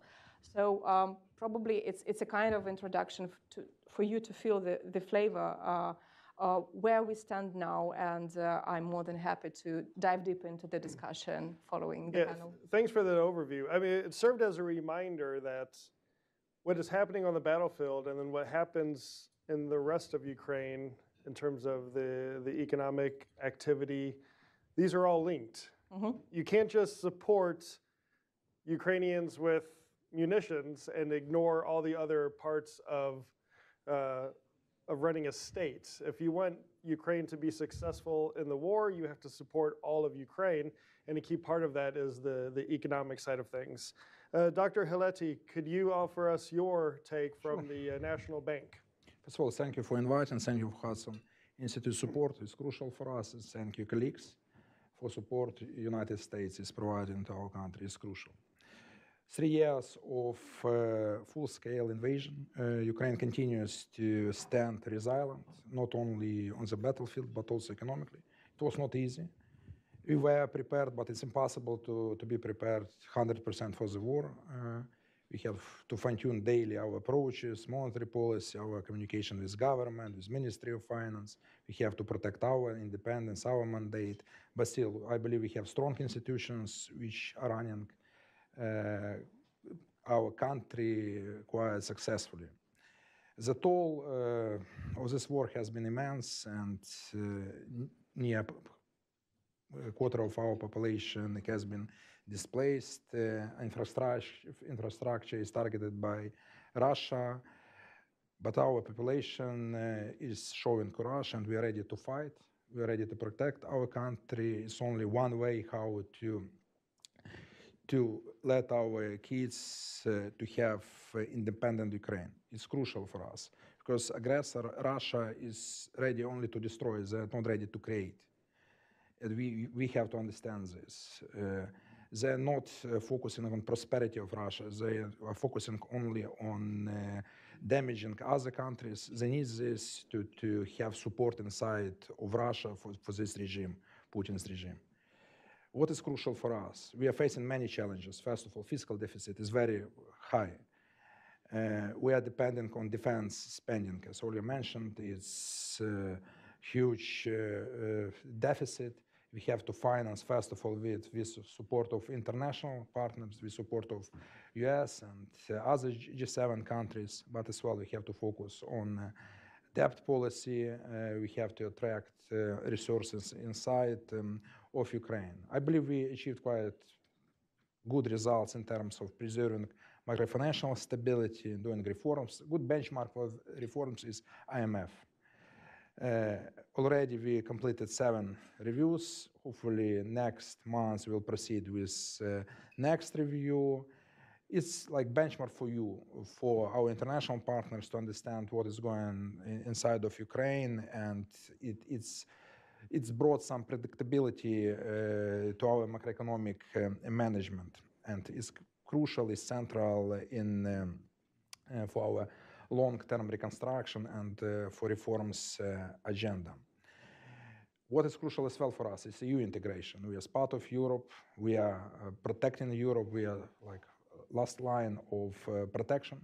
I believe Europe is not ready to fight on the battlefield, and Ukrainians are ready to fight because we are facing on daily basis this crazy crooks, this aggressor who is ready, as I mentioned, only to destroy. They are not ready to create.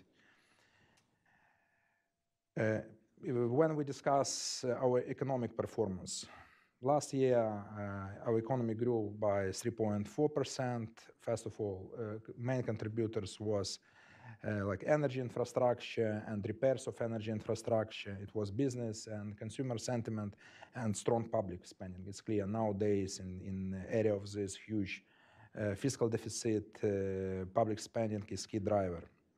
In first quarter of this year, growth is quite moderate. We are still dealing with disruption of energy system, increased gas imports. Russians are targeting our energy infrastructure, gas infrastructure, and we have to import gas. It will have negative impact on our balance of payments. We have to pay in euros, in US dollars for import of gas. Before the war, we are mainly focused on like internal sources, but the situation changed quite considerably. Looking ahead, what is crucial for our economy in order to ensure GDP growth, first of all, is stronger harvest. We achieved quite good results last year. Hopefully this year harvest will increase. Crucially is energy infrastructure and support from international partners. Thank you again to your country. Thank you. I would like to pose a few questions to expand on some of these very good points that you made. Dr. Zykova, firstly, you mentioned about the reforms, the EU reforms that are ongoing even during a time of war. I could only imagine that trying to reform your economy and your system of government and judicial processes while also fighting a war of national survival is like building a ship while you're already out in the ocean. Yeah. So how do you prioritize, as you go through the acquis, through the different chapters, how are you prioritizing where the reforms are made?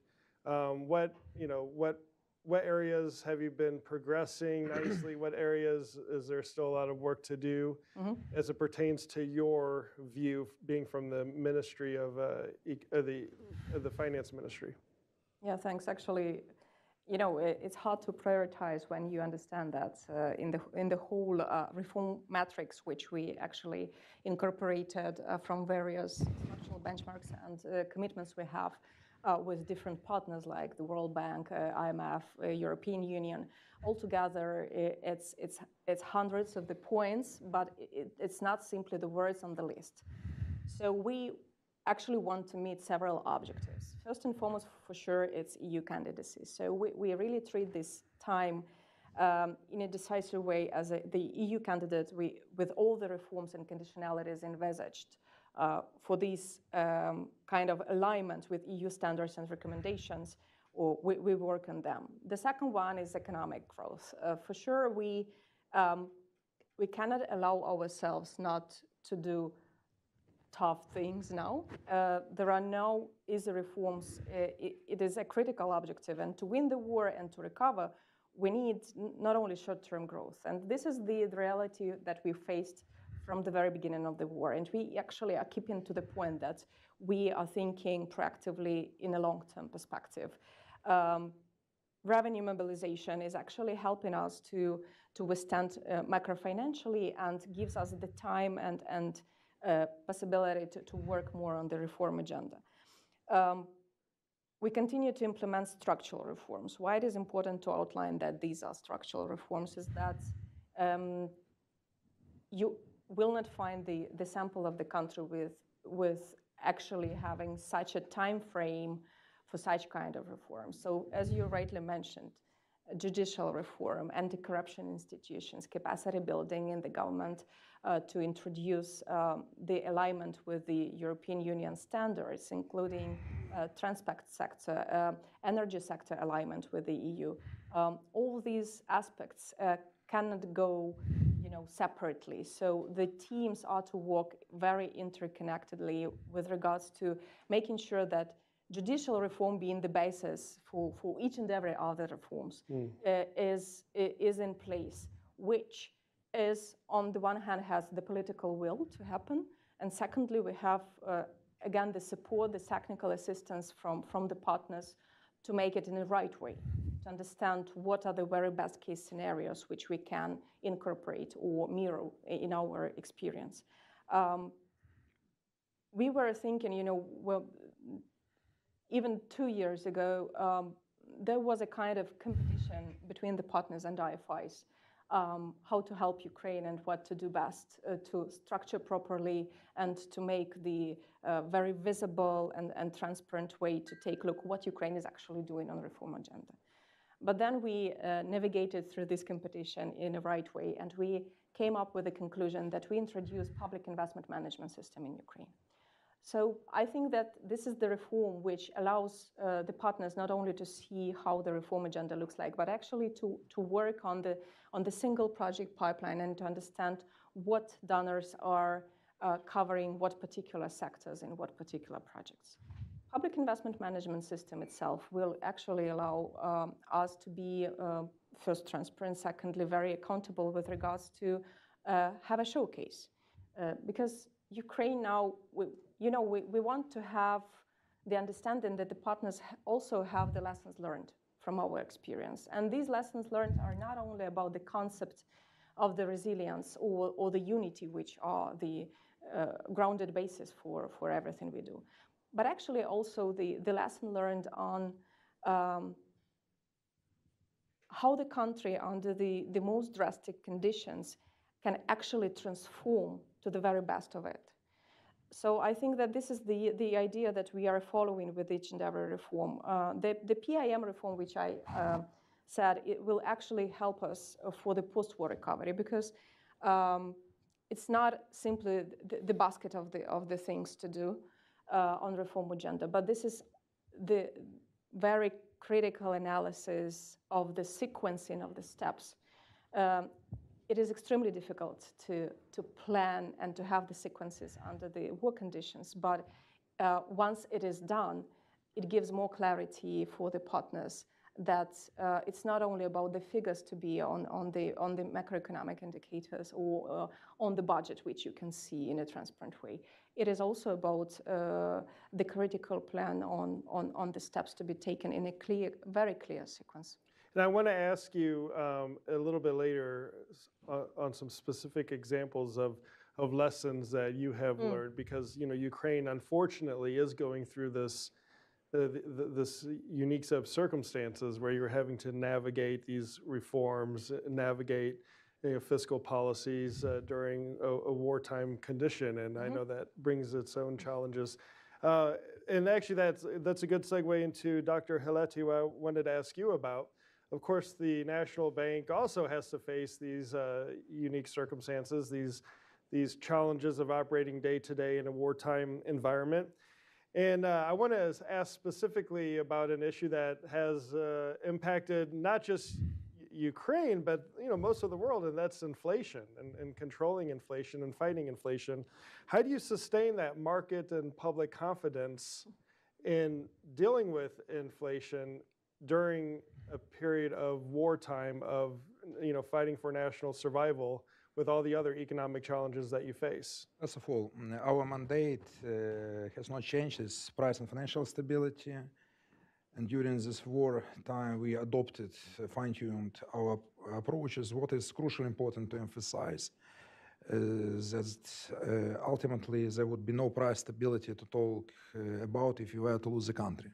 That's why crucially important for us was, first of all, to help our government to finance deficit. And in the first year of the war, we provided monetary financing in the amount of 400 billion hryvnia. It's around, currently fixed, $10 billion. It was not an easy decision for us, but it's a crucial element to safeguard our country. As well, we have to proceed with changes to our monetary policy. First of all, we fixed the exchange rate. We imposed strict currency controls to avoid unproductive capital outflow. And what was crucial, it was to have communication with society, with banking community, business community, to ensure trust in the activities of the National Bank. And I believe we proceeded with this quite successfully. Dialogue with Ministry of Finance, frankly, it was not easy first year because Ministry was not ready. We increased our key policy rate from 10 to 25% in one move. It was quite significant increase to fight against inflation. The time inflation was around 18%, and we managed to have positive rate. Ministry of Finance was not happy because they have to increase yields. But still, we managed to succeed. Next year and last year, 2023 to 2024, it was net financing without monetary financing, net financing for the budget. Debt market was ready and banks were ready to provide resources. And it helped to attract enough funding for budget. Macro-financial stability was in place. Banks' activities are sound, liquidity is in good shape, but we have to adjust to analyze situation on basically ongoingly on daily basis to understand what to improve, how to close loopholes in our FX controls, how to deal with performance of banks. It's not easy. It's not. I would like to repeat again. It's not ready. It's not possible to be ready, to be prepared for this kind of events. You have to adjust. You have to communicate with banks, with government, and try to find proper solutions. Inflation, we are nowadays tightening. Already we increased for second time in March. Key policy rate is 15.5. And we will be ready only to decrease if we will see that the trajectory for inflation is downwards. That's why Ministry, I believe, is not so happy with this because they increased yields on Gavis. But we understand that macro-financial stability is our cornerstone for success of our economy. Even during war, it's something that has to be done, absolutely. Dr. Zykova, a lot of your remit is that international cooperation, international engagement when it comes to the Ministry of Finance. You're here this week, of course, for the World Bank IMF spring meetings. And you talked about in your introductory remarks the importance of the international support that you have received. And you said it's important for both immediate stabilization, but also long-term economic recovery and reconstruction. But how do you prioritize or how do you balance these two competing needs? Because understandably, you need stability right now, but you can't wait until the fighting is over before you start rebuilding. So how is that balance approached? You know, anyway, we need to prioritize. So this is inevitable, and you need to make sure that your most critical needs are covered. You will not hear, any other sample of the country in the state of war when from the very first days and throughout the wartime, the social payments are being paid in full with no postponement on the payments to the elderly, pensions, salaries to healthcare workers, to teachers. This is our priority where we need the external financing coming. So our initial plan, as the budget looked very simple, almost 50-50 defense versus social, we started to mobilize internally the resources towards the military campaign while advocating for the need and to provide all the transparent tools together with the World Bank and IMF to have the external funding coming to mainly cover these social priority expenditures. This is still #1 priority for us. Of course, housing sector, huge needs. Recently, the World Bank had its fourth report on rapid damages assessment, and it is $500 billion. A big ticket, right? And you will not find the solution, even with all the countries involved and with all the IFIs stepping in to cover that kind of needs. So the question then arises, either to think proactively on building back better and not to simply rebuild the school which was damaged or destroyed, but rather to think of reallocation of people, building smarter and more efficient solutions, and actually to make sure that you are rebuilding the country not in a very direct way of it, but actually thinking proactively of how it will actually affect the welfare of the citizens. And here is where we will anyway depend on the IFI's financing first and foremost, but it's mainly for the short-term recovery, because actually if you take a look at the figures, what we have received from our partners for the budgetary social expenditure support, this is already more than $130 billion from the start of the war. And with this figure in mind, we need to understand that, yes, of course, we received grants among those, but the majority is concessional funding. And to have the debt sustainability in place, we still to be critical enough to understand that the repayment should be there. The same with the IMF program. Yes, for sure, we envisage anchoring the reforms and the financing from the partners, but at the same time, this program is very strict on us to be in a clear reform discipline way. There is, we cannot allow ourselves as the governments to choose between housing sector, energy, when the missile attack were hit at once, especially during the first quarter of this year, or the social infrastructure. But here, when it comes again to the question of the private sector involvement, investments to come, and the use of the Russian assets as the way to pay for what the Russia has done.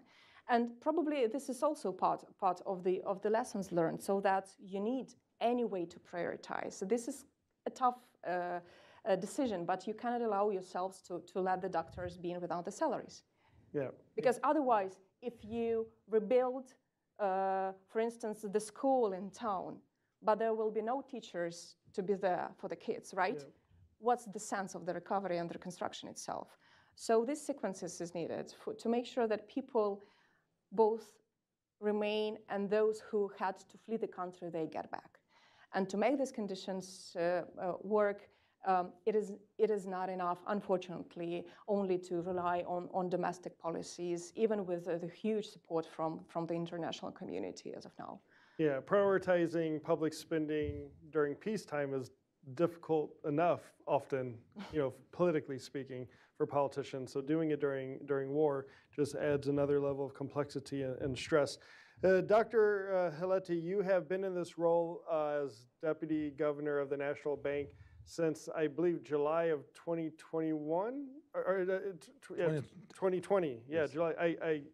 discounted a year. July 2020. Yes, before that I was Ministry of Finance. Right. So you have been in this role from before the large-scale invasion to during this large-scale invasion.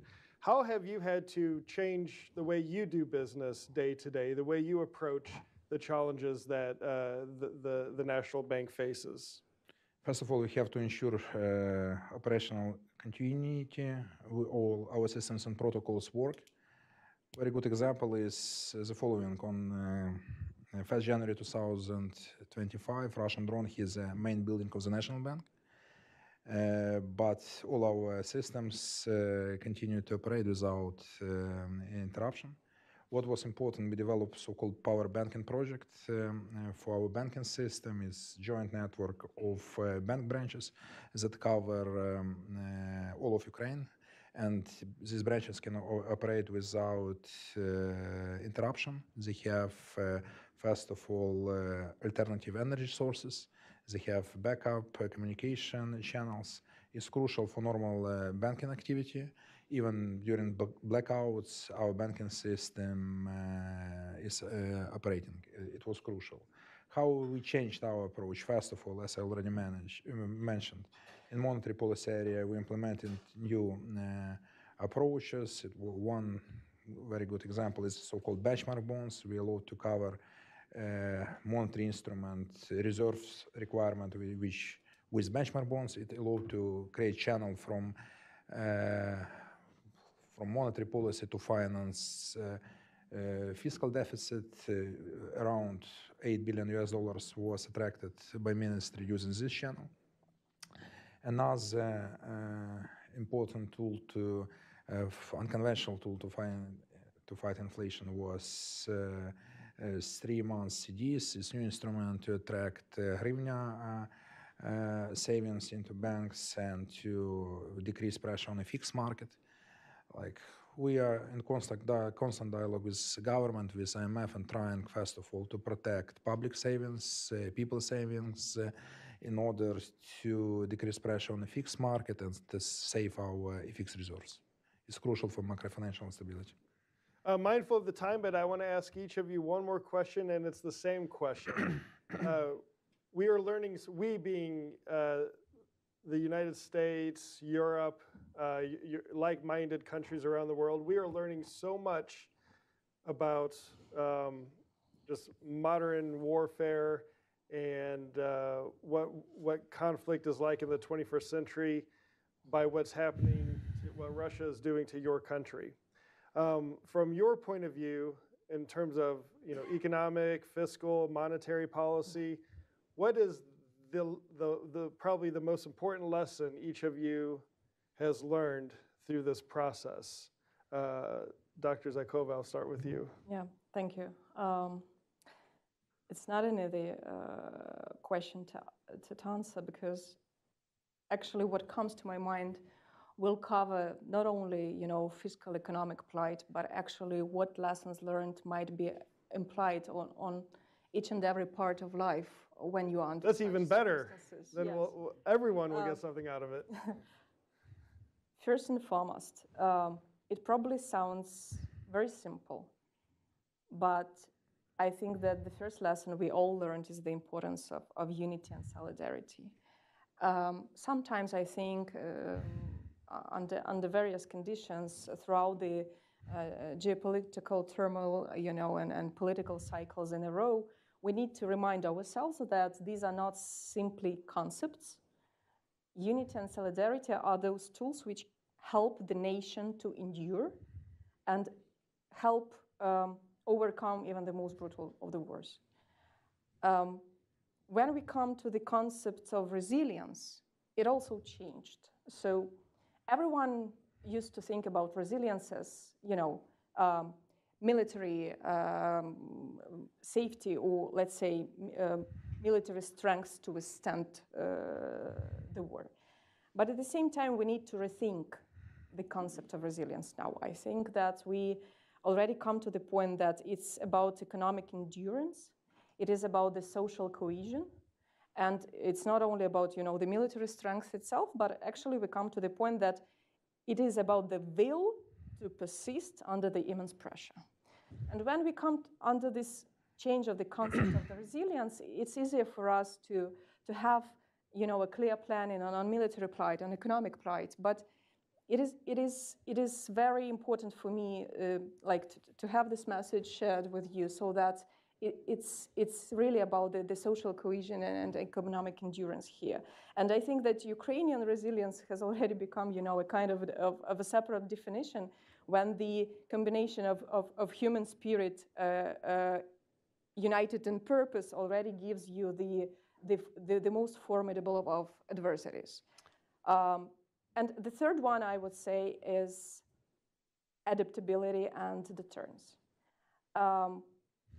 We would never be able either to have the negotiations held or to have the domestic policies rolling on and keeping the governmental functions on track without very decisive, quick adaptability to the reality. And the earlier you face the reality as it is, the cooler your mind is on actually making domestic policies work better. And I think Ukraine's ability to pivot and adjust to shifting conditions on ground are actually giving you the sense of the flexibility.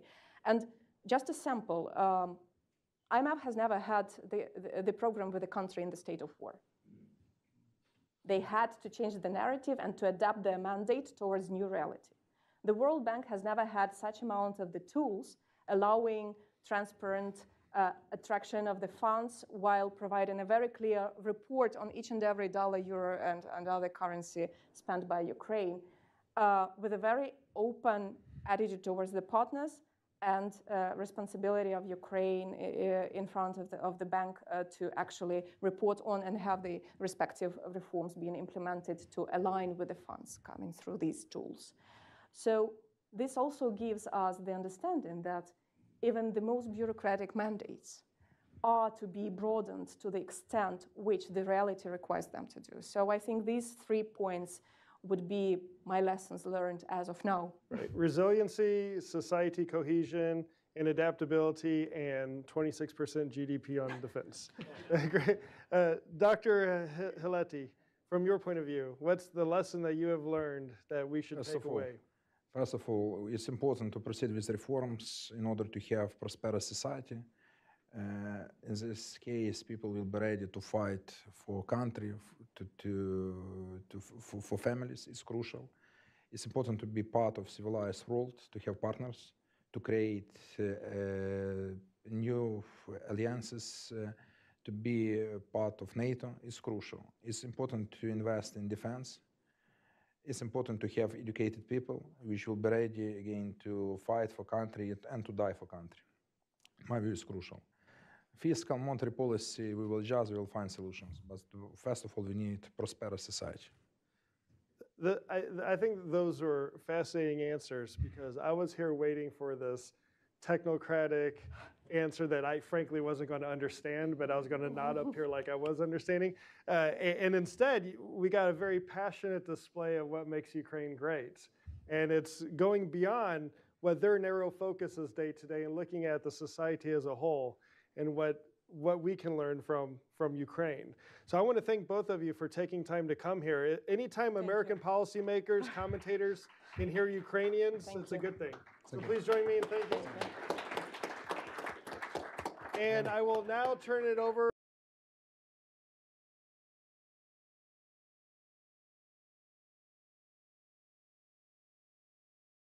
Thank you so much, Peter. It's great to be back at the Houston Institute. Great to see you all, and good morning. I will have a brief introduction, and then I will sit down and take some questions. First of all, let me thank the Hudson Institute for what you are doing, because during my tenure as Secretary General of NATO, I really learned the importance of this institute, a well-respected institute that has deep knowledge of many issues, but for me,